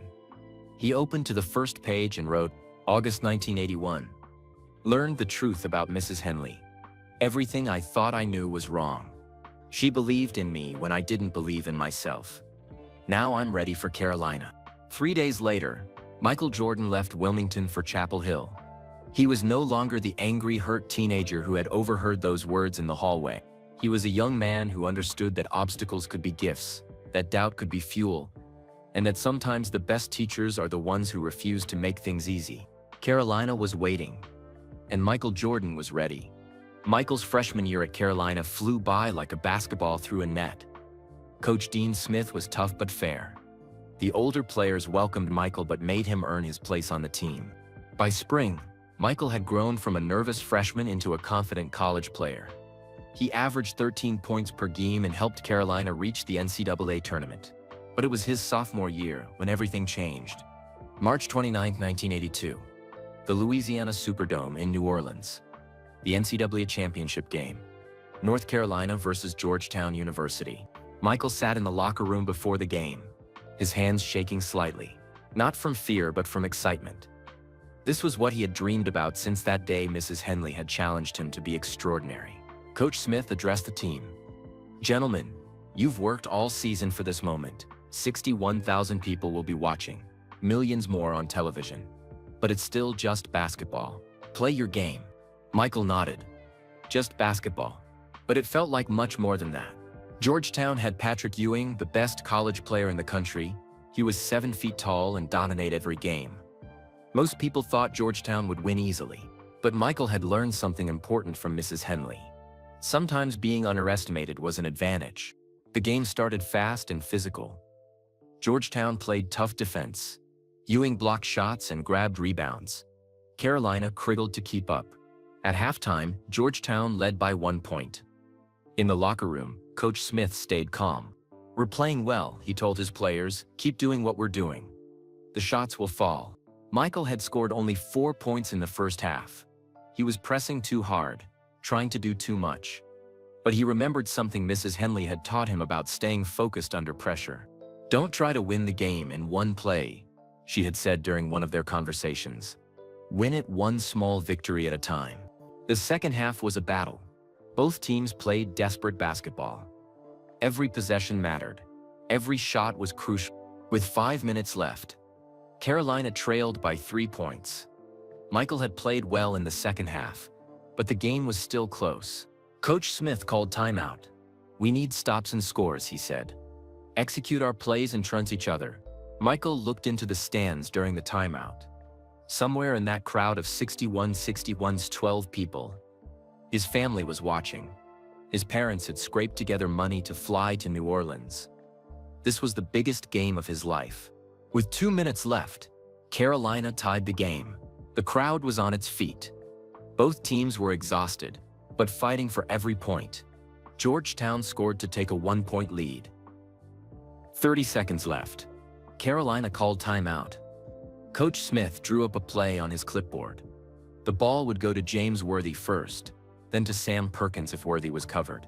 "If both options are covered," Coach Smith said, looking at Michael, "we trust you to make a play." Michael nodded. He was the third option. The backup plan, just like he had been when he was cut from varsity at Laney. The timeout ended. Carolina inbounded the ball. Worthy tried to get open, but couldn't. Perkins was double-teamed. The ball came to Michael on the left side, 17 feet from the basket. 15 seconds on the clock. Michael caught the ball and looked at the basket. His defender was giving him space, expecting him to pass to someone else. Georgetown's strategy was to make the youngest player on the court take the biggest shot of the game. They were betting that a 19-year-old sophomore would be too nervous to make a championship-winning shot. They were wrong. As Michael released the ball, time seemed to slow down. He thought about Mrs. Henley's words. "Sometimes the people who doubt you give you the greatest opportunities to prove them wrong." The ball arced through the air. 61,000 people held their breath. The Georgetown players watched helplessly. Swish! The ball went through the net perfectly. Carolina led by 1 point with 15 seconds left. Georgetown missed their final shot. Carolina won the national championship. Michael Jordan had hit the shot that won it all. As his teammates mobbed him on the court, Michael felt something he had never felt before. Pure joy mixed with vindication. He had proved that a kid from Gordon Road in Wilmington could succeed on the biggest stage in college basketball. But there was something else. As Michael celebrated with his team, he spotted someone in the crowd that surprised him. Mrs. Henley. She was sitting in the upper deck, wearing a Carolina blue shirt. When their eyes met across the arena, she smiled and gave him a small wave. Later, Michael would learn that Mrs. Henley had flown to New Orleans on her own. She had bought a ticket with her retirement savings because she wanted to see how her most challenging student would handle the biggest moment of his young life. In the locker room after the game, reporters crowded around Michael. "How does it feel to hit the shot that won the championship?" One reporter asked. "It feels like everything I've worked for since I was 15 years old," Michael said. "What made you confident enough to take that shot?" Michael thought about how to answer. He could not explain about Mrs. Henley's methods or the fake doubt that had motivated him for years. "I learned a long time ago that challenges are opportunities," he said. "When people expect you to fail, that's when you have the best chance to surprise them." After the interviews, Michael found a quiet moment to call home. His parents were crying with joy. His brothers and sisters were screaming in the background. "We're so proud of you, baby," his mother said through her tears. "You did it, son," his father added. "You really did it." But the person Michael most wanted to talk to was not in Wilmington. She was somewhere in New Orleans, probably heading back to her hotel. The next morning, Michael was eating breakfast in the team hotel when someone tapped him on the shoulder. He turned around and saw Mrs. Henley standing behind him. "Hello, Michael," she said with a proud smile. "Mrs. Henley, I can't believe you came to the game. I wouldn't have missed it for anything." That was quite a shot. They sat down at a quiet table in the corner of the restaurant. "How did you know I would be ready for that moment?" Michael asked. "Because I've been watching you handle pressure for 4 years. I knew that when the biggest moment came, you would be prepared." "Were you nervous when I got the ball?" Mrs. Henley laughed. "Nervous? Michael, I was probably the only person in that arena who knew you were going to make the shot. How could you know that? Because I know what you're made of. I helped build some of that strength. Michael shook his head in amazement. 4 years ago, I thought you were trying to destroy my confidence. Now I know you were building it. Confidence that comes from overcoming challenges is stronger than confidence that comes from praise. Mrs. Henley said, "You learn to believe in yourself by proving yourself." What happens now? Michael asked. Now you face new challenges. The NBA is probably in your future. Professional basketball will test you in ways college never could. Will I be ready? Michael, you've been ready since the day you decided to prove me wrong. You just didn't know it yet. Mrs. Henley stood up to leave. I have to catch a flight back to North Carolina, but I wanted you to know something. What? Watching you hit that shot last night was the proudest moment of my teaching career. Not because you made a basketball shot, but because you became the person I always knew you could be. Michael stood up and hugged his former teacher. Thank you, Mrs. Henley, for everything, for believing in me enough to make me fight. You're welcome, Michael. Now go show the world what Gordon Road kids can do. As Mrs. Henley walked away, Michael sat back down and thought about his journey. From being cut from his high school team to winning a national championship. From struggling in remedial reading to succeeding at one of the best universities in the country. All because a teacher had cared enough to challenge him in the hardest way possible. That afternoon, the Carolina team flew back to Chapel Hill. Thousands of fans welcomed them home. As national champions, Michael was no longer just a good college player. He was becoming a star. But in all the excitement and celebration, Michael never forgot the lesson Mrs. Henley had taught him. Success was not about avoiding challenges. It was about using challenges to become stronger. The shot that won the championship was just the beginning. Michael Jordan's real story was just getting started. And somewhere in Wilmington, Mrs. Henley was watching the news coverage of Carolina's victory with a satisfied smile. Her work with Michael Jordan was complete, but Michael's work was just beginning. Summer 1982. Michael returned to Wilmington as a national champion. The whole town was buzzing with excitement. Their hometown hero had hit the shot that won the NCAA title. The Wilmington Star-News ran a front-page story with a huge picture of Michael's winning shot. Local radio stations played interviews with his high school coaches. Everyone wanted to celebrate the kid from Gordon Road who had made it to the top.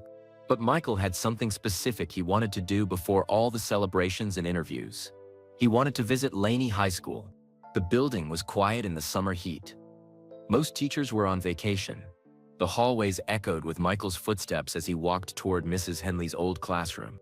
She was there, packing the last of her teaching materials into boxes. Even though she had retired, she was still cleaning out her room from 16 years of teaching. I was wondering when you'd come by, she said without looking up from her packing. I had to come back to where it all started, Michael said.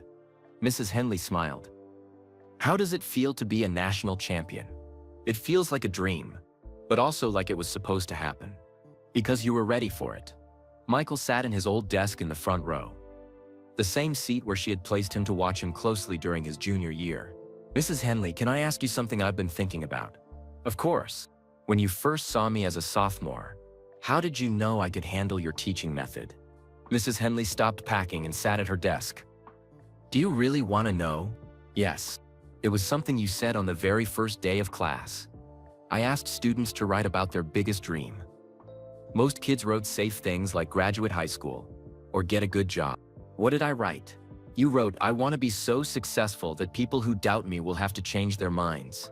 You were 15 years old, and you already understood that doubt could be fuel. Michael remembered writing those words. He had been thinking about Larry and how everyone expected Larry to be the successful brother. That told me you had the right mindset, Mrs. Henley continued. You weren't afraid of people doubting you. You wanted to prove them wrong. So you decided to give me someone to prove wrong. Exactly. You needed a target for all that determination. Mrs. Henley pulled out a thick scrapbook from one of her boxes. I kept track of everything. Your games, your grades, newspaper articles about your basketball career. She opened the scrapbook. The first page had a photo of 15-year-old Michael from the school yearbook. Next to it was his first assignment about his dreams. You've been following my whole journey. Every step. I knew that shot against Georgetown was coming 3 years ago. How could you know that?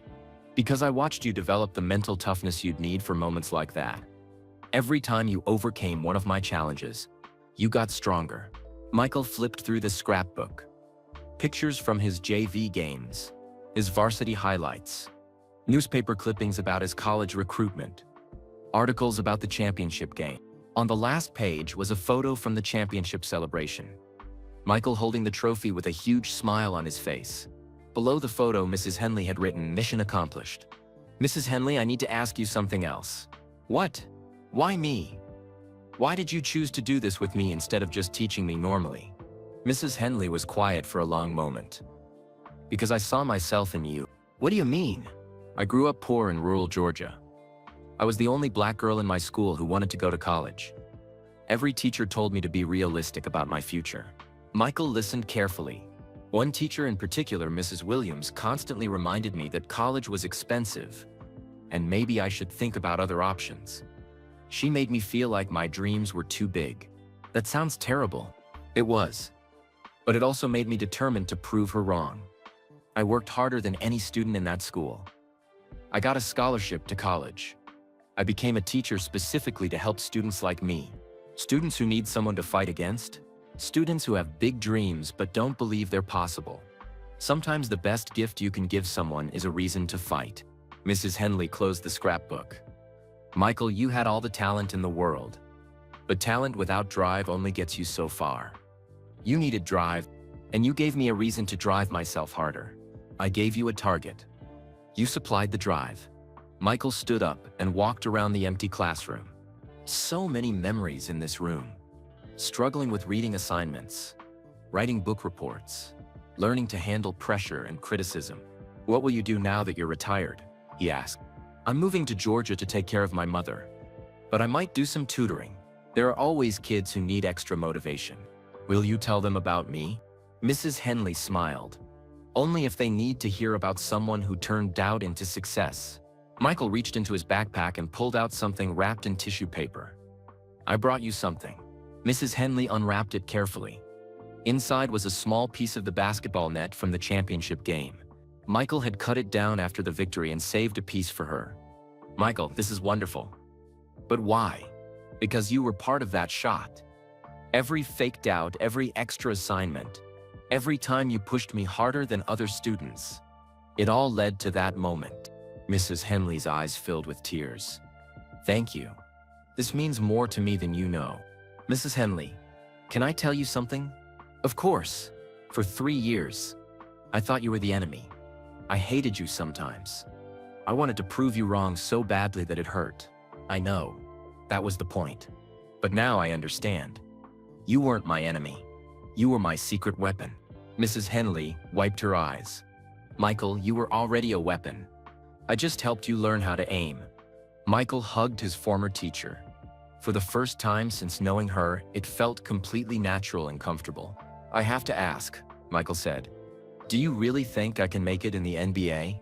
"Michael, the NBA has no idea what's coming. You've spent 4 years learning to turn every challenge into strength. Professional basketball is going to be easy compared to what you've already overcome." "What about the pressure? The expectations? What did I teach you about pressure?" Michael thought for a moment. "That pressure is just another word for opportunity." "Exactly. And expectations from other people don't matter. Only your own expectations matter." Michael nodded. "I'm thinking about leaving college early. Going to the NBA after my junior year. Are you ready for that?" "I think so. Coach Smith says I am. The scouts think I am. More importantly, do you think you are?" Michael considered the question. "Yes. I think I'm ready for whatever comes next." Mrs. Henley smiled. "Then you are ready. Trust yourself, Michael. You've earned that right." As Michael prepared to leave, Mrs. Henley called his name one more time. "Michael?" "Yes, ma'am." "Promise me something."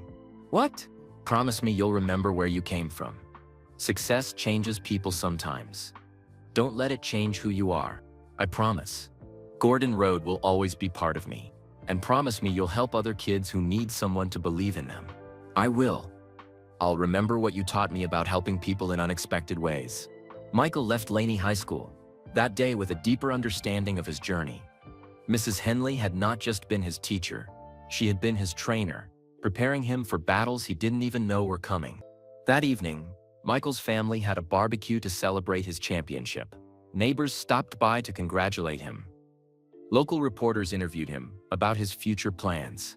But the most important conversation of the day had happened in an empty classroom with a retired teacher who had changed his life by pretending to doubt him.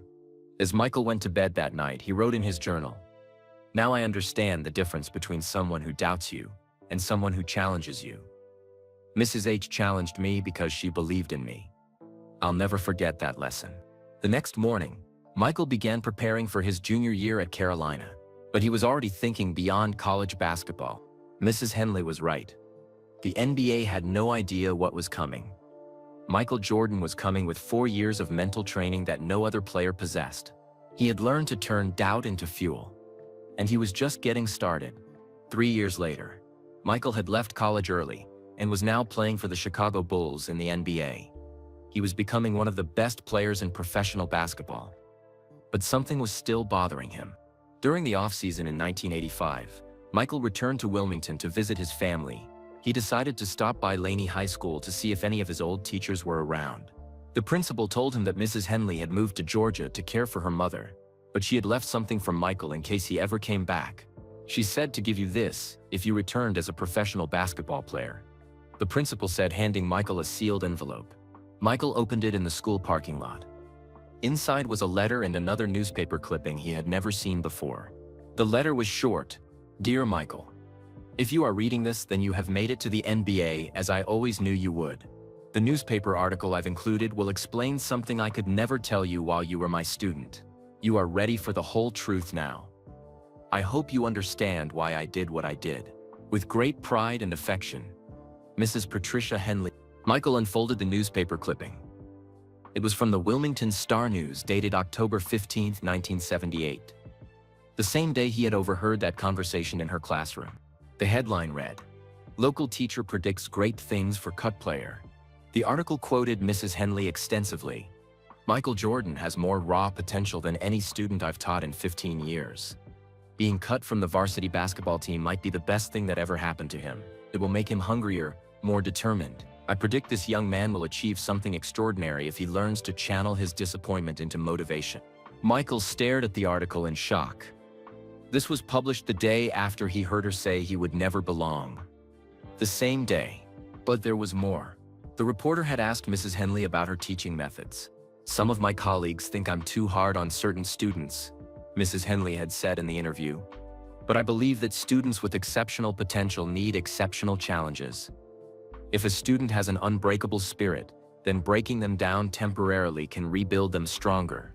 The article continued with Mrs. Henley discussing her philosophy. "I've developed a method over the years for students who need to learn to fight for their dreams. I become the voice of doubt they'll encounter in the real world. I make them prove themselves to me so they'll never doubt themselves again." Michael felt dizzy reading the words. The reporter had asked if this method ever failed. Only once, Mrs. Henley had answered.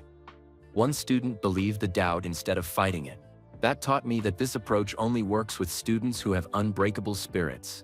I watch carefully to identify which students can handle this type of challenge." The final quote hit Michael like a thunderbolt. Michael Jordan has an unbreakable spirit. Mark my words. In 5 years, people will know his name. In 10 years, he'll be famous. This young man is going to prove that kids from Wilmington can compete with anyone in the world. Michael sat in his car, rereading the article multiple times. Everything he thought he knew was wrong. Not just wrong, completely backwards. Mrs. Henley had never doubted him. She had publicly predicted his success the very day she had privately made him believe she doubted him. Michael drove to a payphone and called information from Macon, Georgia. He needed to find Mrs. Henley. An hour later, he was speaking to her on the phone. "Hello, Mrs. Henley. It's Michael Jordan." "Michael, how wonderful to hear from you. How is your NBA career going?" "It's going well. But I'm calling because I just read the newspaper article you left for me." There was a long pause. "I was wondering when you would see that." "Mrs. Henley, why didn't you tell me about this article years ago?" "Because you weren't ready to understand it. You needed to believe you were proving me wrong, not proving me right." Michael felt overwhelmed. "So everything you did was planned? Every single thing? The conversation you overheard was staged?" I knew you were outside the door because I saw your shadow under it. You planned for me to overhear you. Michael, I had been watching you for 2 months. You were talented but lazy.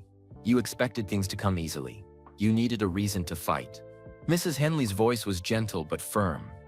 I knew that if you heard me doubt you, it would light a fire inside you that no amount of encouragement could create. But why go to such extremes? Because average motivation creates average results. You had extraordinary potential. You needed extraordinary motivation. Michael was quiet for a moment, processing everything.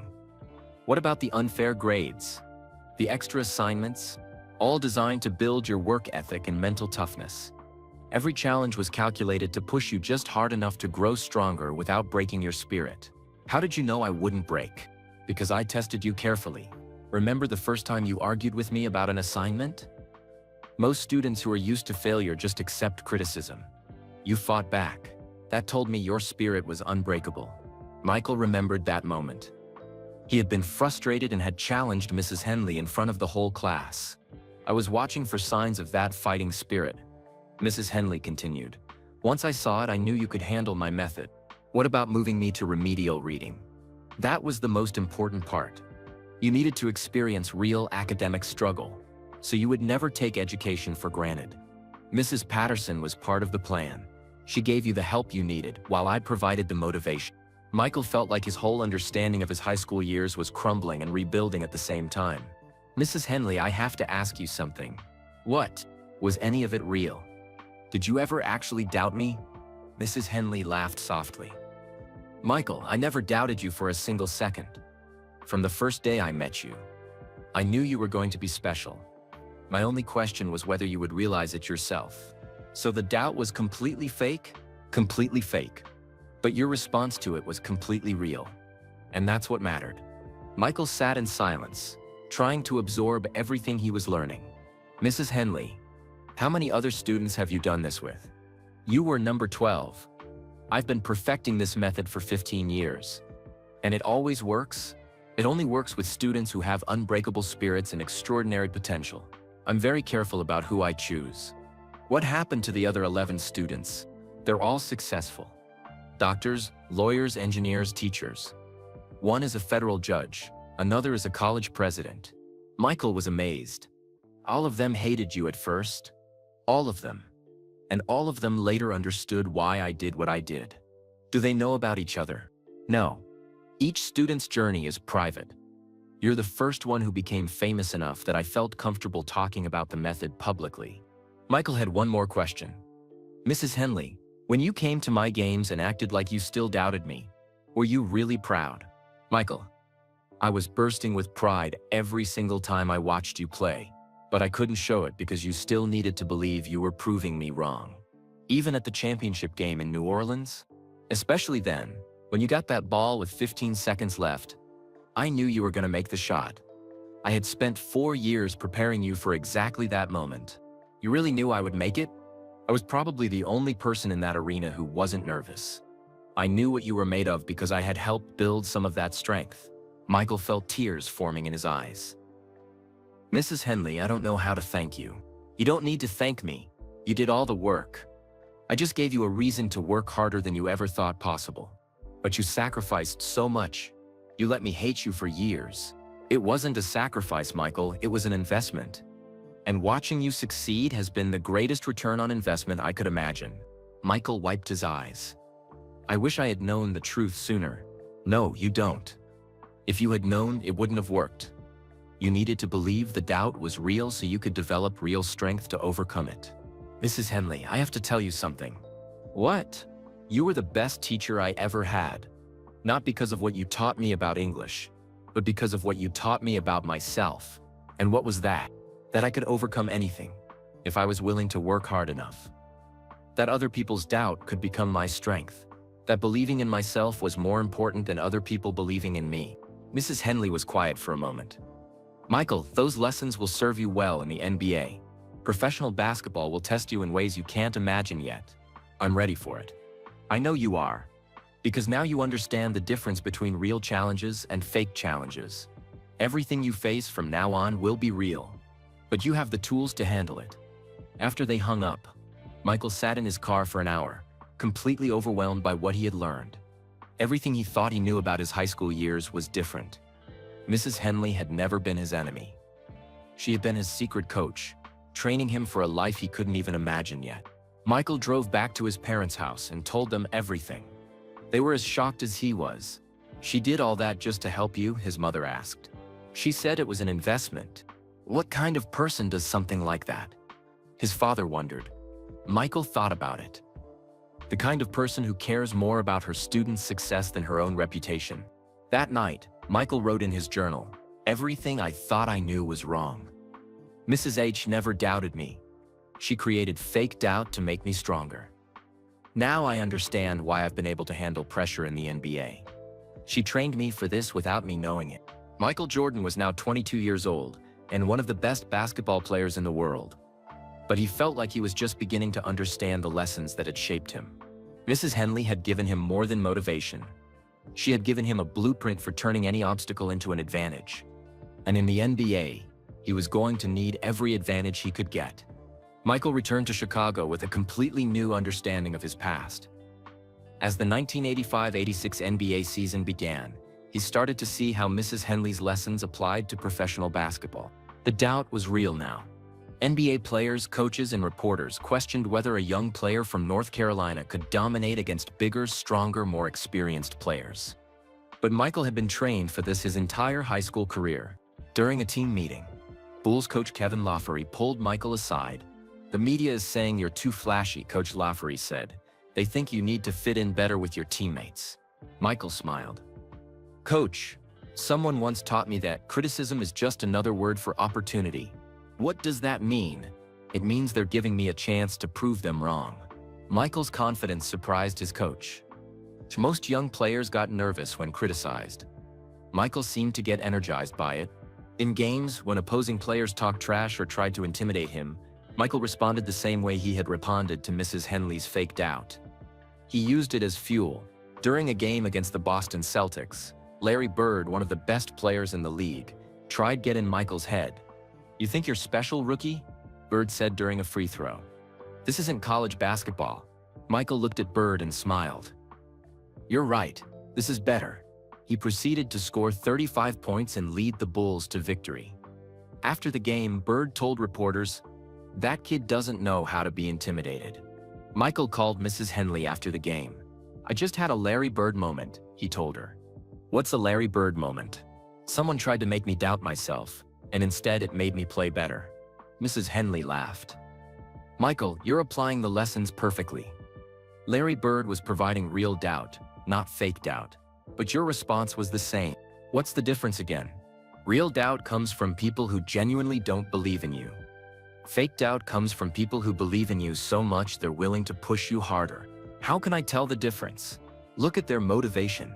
Are they trying to stop you or improve you?" Larry Bird was trying to stop you. I was trying to improve you. Michael understood. "So I should respond to both the same way?" "Exactly. Use all doubt as fuel, regardless of where it comes from." As the season continued, Michael began to understand the full scope of what Mrs. Henley had taught him.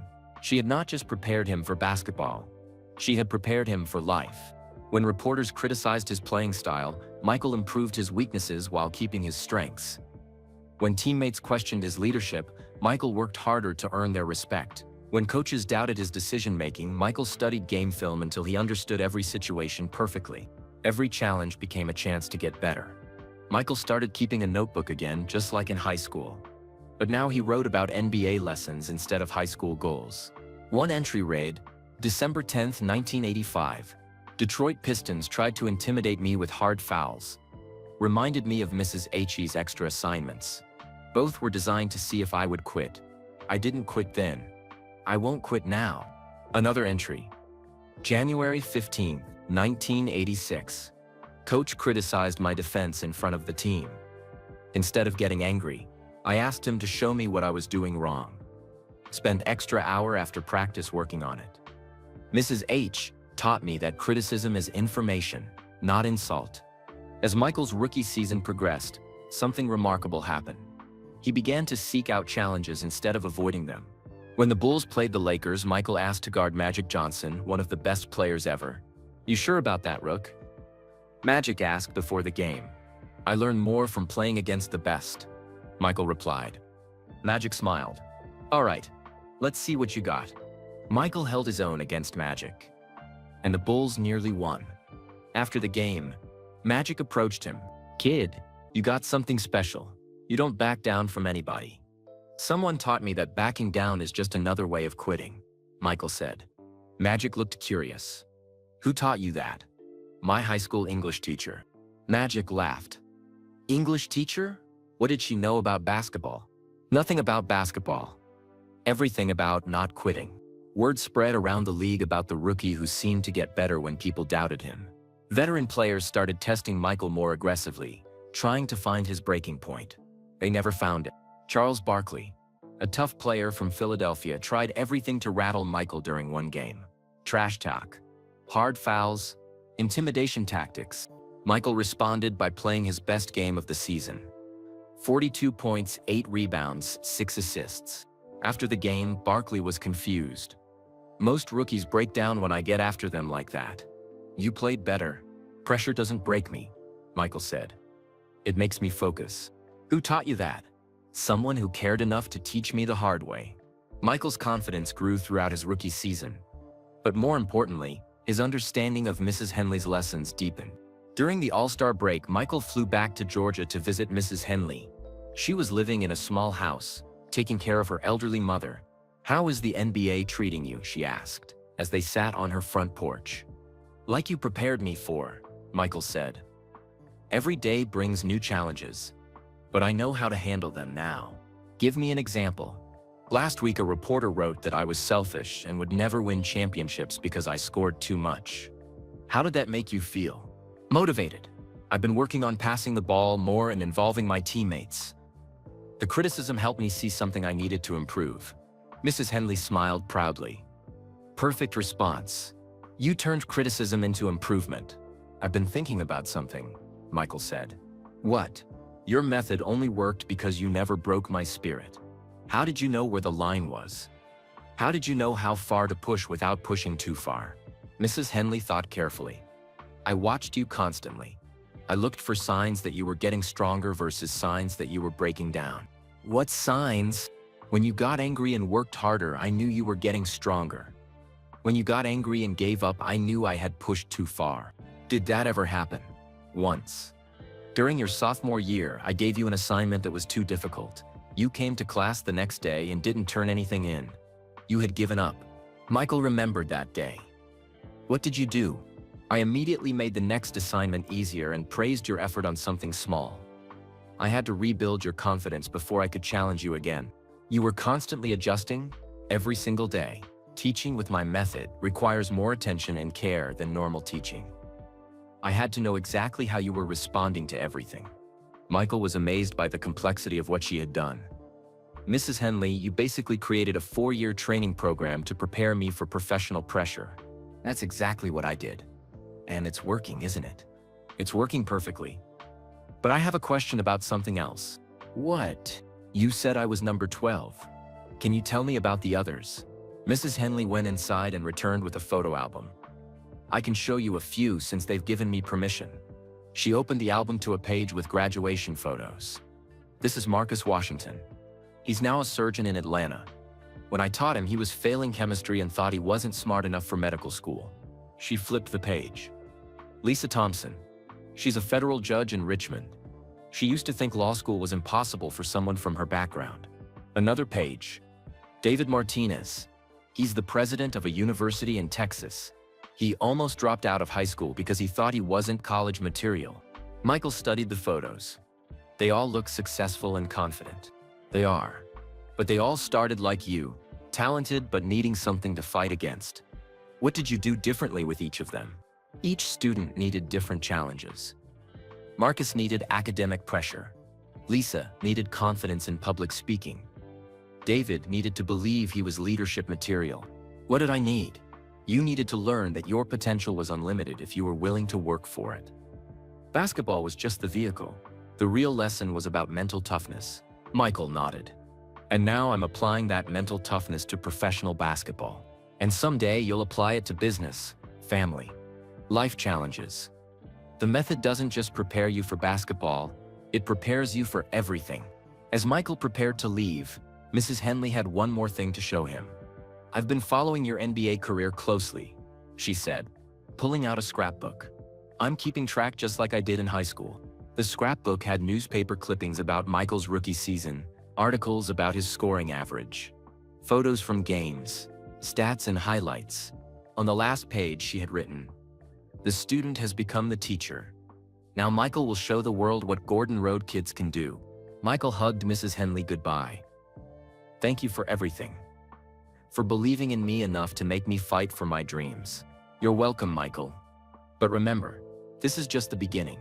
You're going to face challenges in the NBA that will make high school look easy. I'm ready for them. I know you are. Because now you understand the secret." "What secret?" "That every obstacle is really an opportunity in disguise, and every person who doubts you is really giving you a chance to prove them wrong." Michael drove back to the airport thinking about everything Mrs. Henley had taught him. Her method was genius. She had created fake obstacles in a safe environment so he could learn to overcome real obstacles in a dangerous environment. The NBA was the dangerous environment, but Michael was ready for it. He had been trained by the best teacher he never knew he had. Years passed. Michael's NBA career exploded beyond anyone's wildest dreams. 6 championships with the Chicago Bulls, 5 MVP awards, a global icon who transcended basketball. But through all the success, Michael never forgot the lessons Mrs. Henley had taught him.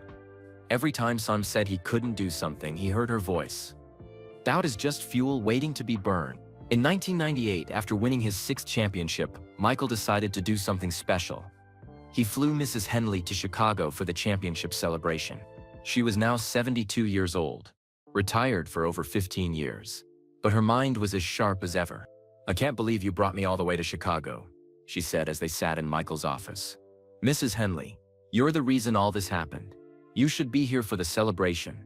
Around them, the office was filled with trophies, awards, and photos from Michael's career. 6 championship trophies sat in a special case. "Michael, this is incredible. But you earned all of this yourself." "I earned it using the tools you gave me." Mrs. Henley picked up one of the championship trophies.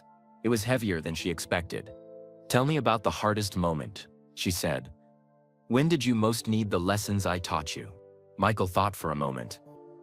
1995, when I came back from playing baseball and everyone said I was finished, that I'd lost a step, that the game had passed me by.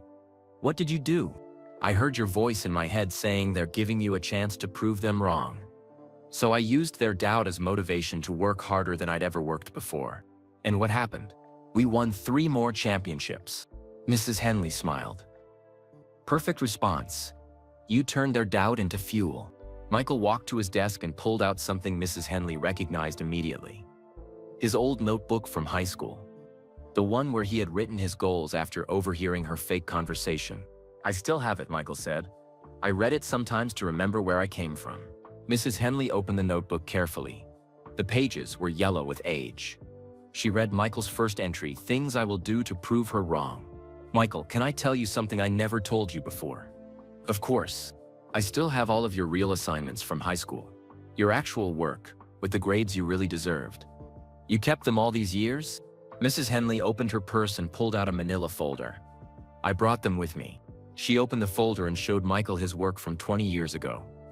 Essays, book reports, tests, all with A's and B's marked in red ink. "These are your real grades, Michael, the ones I should have given you at the time." Michael looked through his old work. "I can't believe you kept all of this." "I kept it because I wanted you to see how talented you were even back then. Your writing was excellent. Your thinking was clear. Your ideas were original. Then why give me bad grades? Because good grades would have made you comfortable. Bad grades made you fight to improve." Michael found his essay about Frederick Douglass, the one he had written during his summer of determination. Mrs. Henley had given him a C+ at the time. The real grade was an A. This essay would have earned an A in any college class. Mrs. Henley said, "You were writing at a college level as a 16-year-old, but you told me it lacked depth." I lied.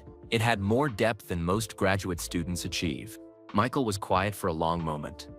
"Mrs. Henley, do you ever feel bad about lying me for so long?" Do you feel bad about what you achieved because of those lies? No. I'm grateful for what I achieved. Then I don't feel bad either. The lies served a purpose. They helped you discover who you really were. Mrs. Henley closed the folder and looked around Michael's office again. Michael, I want you to know something. You exceeded even my wildest expectations. What do you mean? I thought you might become a good college player. Maybe get drafted by the NBA and have a decent career. I never imagined this level of success. What's the difference between what you expected and what happened? You took the lessons I taught you and applied them at a level I couldn't have imagined. You didn't just overcome doubt. You turned doubt into dominance. Michael smiled. I had a good teacher. You were a good student. The best student I ever had. Mrs. Henley stood up and walked to the window overlooking Chicago. Michael, I need to ask you something important. What? What will you do with these lessons now that your playing career is ending? Michael had been thinking about this question a lot lately. I want to help other people the way you helped me. How? I'm starting a foundation for kids who need someone to believe in them. And I want to teach young athletes about mental toughness. Will you tell them about me? Only if it helps them understand the lessons. Mrs. Henley turned back to face Michael. There's something else I want you to have. She reached into her purse and pulled out a small leather-bound journal. It looked similar to the one she had given him at graduation, but older. This was my teacher's journal from your 4 years at Laney. I wrote in it every day, documenting your progress and planning your challenges. Michael opened the journal. The first entry was dated September. Michael Jordan, sophomore year begins. Exceptional athletic ability but lacks focus and drive. Overheard him telling friends he expects varsity coach to obviously put him on the team. Shows dangerous overconfidence. Plan. Creates systematic doubt to build systematic strength. Method. Fake conversation for him to overhear. Designed to motivate through anger and determination. Michael flipped through the pages, entry after entry. Documented Mrs. Henley's careful observations and strategic decisions. October 15, 1978. Plan worked perfectly. Michael's response to overheard conversation was exactly what I hoped. Anger turned into determination. We'll begin academic pressure next. November 3, 1978. Moved Michael to remedial reading. He was angry but didn't give up. Good sign. Mrs. Patterson reports he's working harder than any student she's ever seen. December 20, 1978. Michael made JV but stayed after every practice to work on skills. The fake doubt is creating real drive. Exactly as planned. Page after page showed Mrs. Henley's meticulous planning and constant adjustments to her strategy. March 15, 1980. Michael led team to state championship, averaging 30 points per game. More importantly, his character has completely transformed. The shy, uncertain boy has become a confident leader. Method is working beyond expectations. May 30, 1981. Michael's graduation approaches. He has accepted full scholarship to UNC. Mission accomplished. But more than that, he has learned to turn any obstacle into an advantage. This lesson will serve him far beyond basketball. Michael read the final entry, dated June. Michael Jordan graduated today as valedictorian of the basketball team and winner of the Most Improved Student Award. 4 years ago, he was a talented but unfocused teenager. Today, he is a young man with unshakable confidence and unlimited potential. I believe he will achieve something extraordinary in life. The fake doubt I created has been replaced by real strength. My work with him is complete. Michael closed the journal with tears in his eyes. You documented everything. I wanted a record of how the method worked. For future students and for you when you were ready to understand it all. Mrs. Henley, this is incredible. It's like reading the blueprint for my own development. That's exactly what it is. A blueprint for turning potential into performance. Michael hugged Mrs. Henley tightly. Thank you. For everything. For caring enough to challenge me. For believing in me when I didn't believe in myself. For showing me that obstacles are just opportunities in disguise. You're welcome, Michael. But remember, now it's your turn to help others the way I helped you. How do I do that? Find young people who have potential but lack direction. Don't make things easy for them. Make them fight for their dreams. Show them that comfort is the enemy of greatness. Should I use your exact method? Create your own method. Every teacher has to find their own way. But remember the principle. People need something to overcome in order to discover their strength. That evening, Michael took Mrs. Henley to the championship celebration. Thousands of fans cheered as he was true. When Michael got to the microphone, he did something unexpected. "I want to introduce someone special tonight," he said to the crowd. "Mrs. Patricia Henley was my high school English teacher. She taught me the most important lesson of my life." The crowd applauded politely, not understanding the significance. "Mrs. Henley taught me that every time someone doubts you, they're giving you a chance to prove them wrong. Every obstacle is really an opportunity. Every challenge is really a gift." Michael looked at Mrs. Henley in the VIP section. She was crying. "Mrs. Henley, thank you for believing in me enough to make me fight for my dreams. This is for you." Michael held up his 6th championship trophy. The crowd erupted in cheers. Later that night, as Michael walked Mrs. Henley to her hotel room, she had one final thing to tell him. "Michael, you've made me prouder than you could ever know. But I want you to remember something." "What?" "The lessons I taught you were never really about basketball. They were about life. You'll face challenges in business, in family, in everything you do. Use the same principles.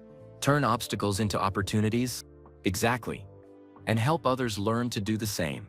Mrs. Henley hugged Michael goodbye. "I love you like a son. I always have." "I love you too, Mrs. Henley. Thank you for making me who I am." As Michael watched Mrs. Henley disappear into the hotel elevator, he realized that his championship celebration was really a graduation ceremony. He had finally completed the education Mrs. Henley had started 20 years earlier. Now it was time to become the teacher. 25 years later, Michael Jordan sat in his office as owner of the Charlotte Hornets. The walls were covered with photos from his playing career. But his mind was focused on the future. At 60 years old, Michael had become one of the most successful businessmen in America. His Jordan brand made billions of dollars. His investments had made him wealthy beyond imagination. But the lesson Mrs. Henley had taught him about helping others was what drove him now. On his desk was a thick folder labeled The Henley Method. Inside were profiles of young people who needed someone to believe in them enough to challenge them. Today, he was reviewing the case of Marcus Williams, a 17-year-old basketball player from Charlotte. Marcus had incredible talent, but a terrible attitude. He expected everything to come easy and got angry when coaches pushed him hard. Michael smiled. Marcus reminded him of himself at that age. There was a knock on his office door. "Come in," Michael called. His assistant entered with a visitor. "Mr. Jordan, this is Marcus Williams and his mother." Michael stood up to greet them. Marcus was tall and athletic, but looked uncomfortable in the business setting. His mother seemed nervous about meeting such a famous person.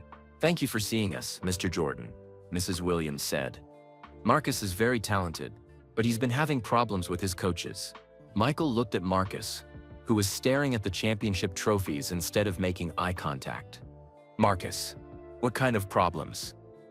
Michael asked. "The coaches don't understand my potential," Marcus said with attitude. "They want me to do boring drills when I should be working on my highlights." Michael nodded. He had heard this exact conversation many times before. "Mrs. Williams, would it be okay if I spent some time working with Marcus privately? I have a special program for young athletes." "Of course, Mr. Jordan. Anything that helps Marcus." After Marcus's mother left, Michael sat down across from the teenager. "Marcus, do you know why you're here? Because I'm good at basketball?" "No. You're here because you're talented but lazy, just like I was at your age." Marcus looked offended. "I'm not lazy, I practice every day. Practicing skills you're already good at isn't work. Real work is improving your weaknesses." "What would you know about weaknesses? You're Michael Jordan." Michael laughed. "I got cut from my high school varsity team. I was told I'd never amount to anything. Want to know why?" Marcus shrugged but was clearly interested. "Because I thought talent was enough. I thought I was special without working to be special." Michael pulled out a photo from his desk drawer. It was his sophomore yearbook picture from Laney High School. "This is me at your age. Cocky, lazy, expecting everything to come easy. What changed? Someone challenged me in a way that made me want to prove them wrong." Michael spent the next hour telling Marcus about Mrs. Henley, He explained how fake doubt had created real strength, how challenges had become opportunities, how the hardest teacher had become the best teacher. "So she was mean to you on purpose?" Marcus asked. "She was tough on me on purpose. There's a difference." "What's the difference?" "Mean people try to hurt you. Tough people try to help you get stronger." Marcus was quiet for a moment. "Are you going to be tough on me?" "That depends. Do you want to be good or do you want to be great?" "I want to be great." "Then yes. I'm going to be very tough on you." Over the next 6 months, Michael worked with Marcus, using principles he had learned from Mrs. Henley. But he adapted the method for a new generation. Instead of fake doubt, Michael used real challenges. He put Marcus in situations where he had to prove himself every day. Michael arranged for Marcus to train with college players who were bigger and stronger. When Marcus got frustrated and wanted to quit, Michael would say, "This is exactly the kind of challenge that separates good players from great players." When Marcus complained about difficult drills, Michael would respond, "Every champion I know got better by doing things they didn't want to do." When Marcus had bad games, Michael wouldn't comfort him. Instead, he would ask, "What are you going to do differently next time?" Just like Mrs. Henley had done with him, Michael made Marcus fight for every piece of praise and recognition. After 3 months, Marcus was transformed. He worked harder in practice. He studied game film without being asked. He lifted weights on his own time. Most importantly, his attitude changed. Instead of complaining about challenges, he started seeking them out. "Mr. Jordan, can I scrimmage against the college guys again?" Marcus asked one day. "Why?" "They beat you pretty badly last time." "Because that's how I got better. I want to see if I've improved." Michael smiled. Marcus was learning the same lesson Mrs. Henley had taught him. Challenges were opportunities in disguise. By the end of 6 months, Marcus had earned a full scholarship to Duke University. But more importantly, he had learned to love the process of improvement.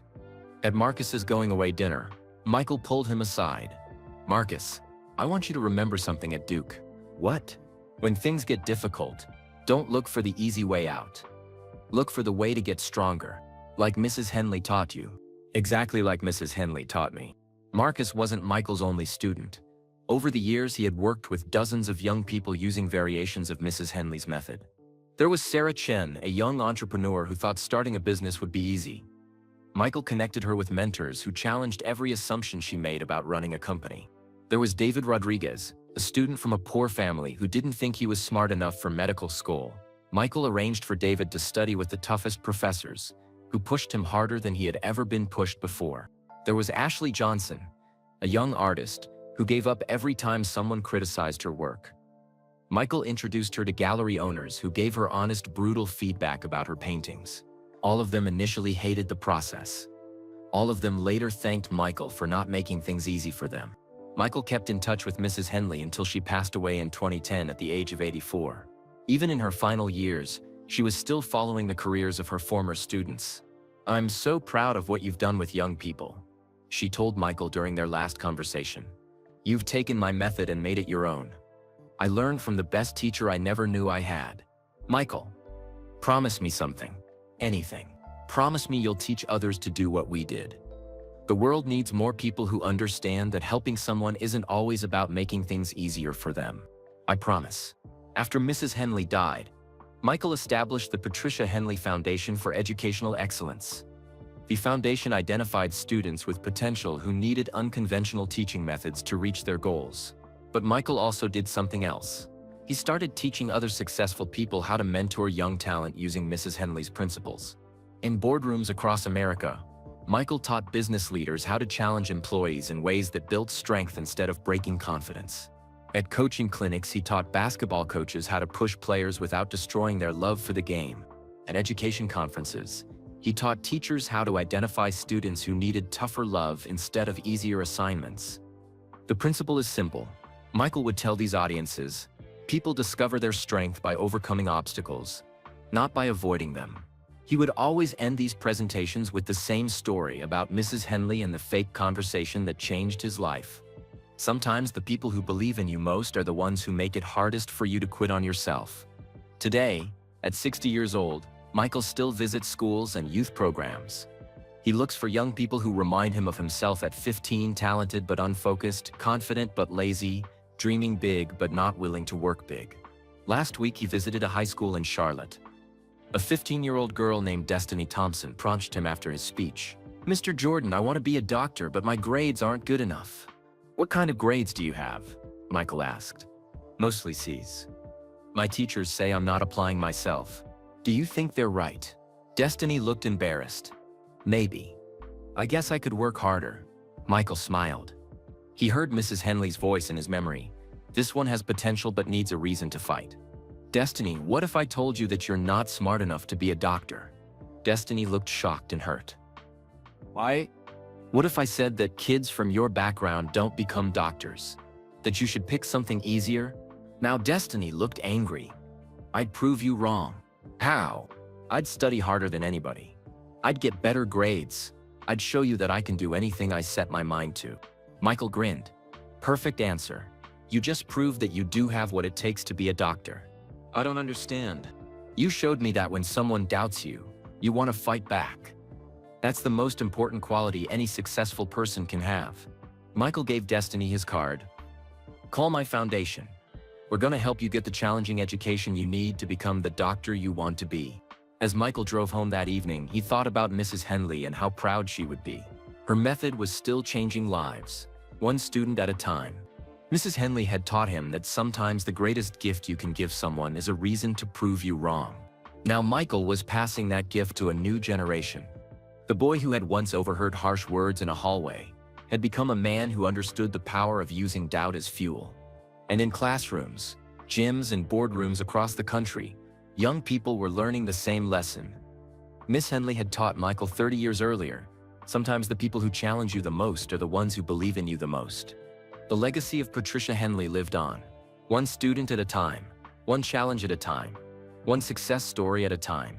Michael Jordan had learned to turn obstacles into opportunities. Now he was teaching the world to do the same. That was the end of this incredible story. Michael Jordan's journey from a hurt 15-year-old to a global icon shows us that sometimes the greatest gifts come disguised as challenges. Mrs. Patricia Henley's unconventional teaching method reminds us that the people who push us hardest might be the ones who believe in us most. We'd love to know where you're listening from. Drop a comment below and tell us your city or country. It's amazing to connect with people from all around the world who love inspiring stories like this one. If this story touched your heart or changed how you think about obstacles and challenges, please hit that like button. Your support helps us create more content that can inspire and motivate others.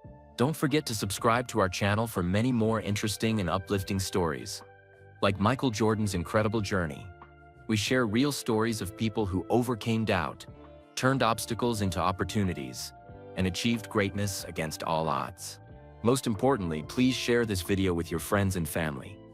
Stories like Mrs. Henley's and Michael's have the power to change perspectives and spread awareness about the importance of believing in people's potential. When we share inspiring content, we help create a kinder world where more people understand that challenges can be gifts in disguise. Together, we can spread kindness and awareness, one story at a time.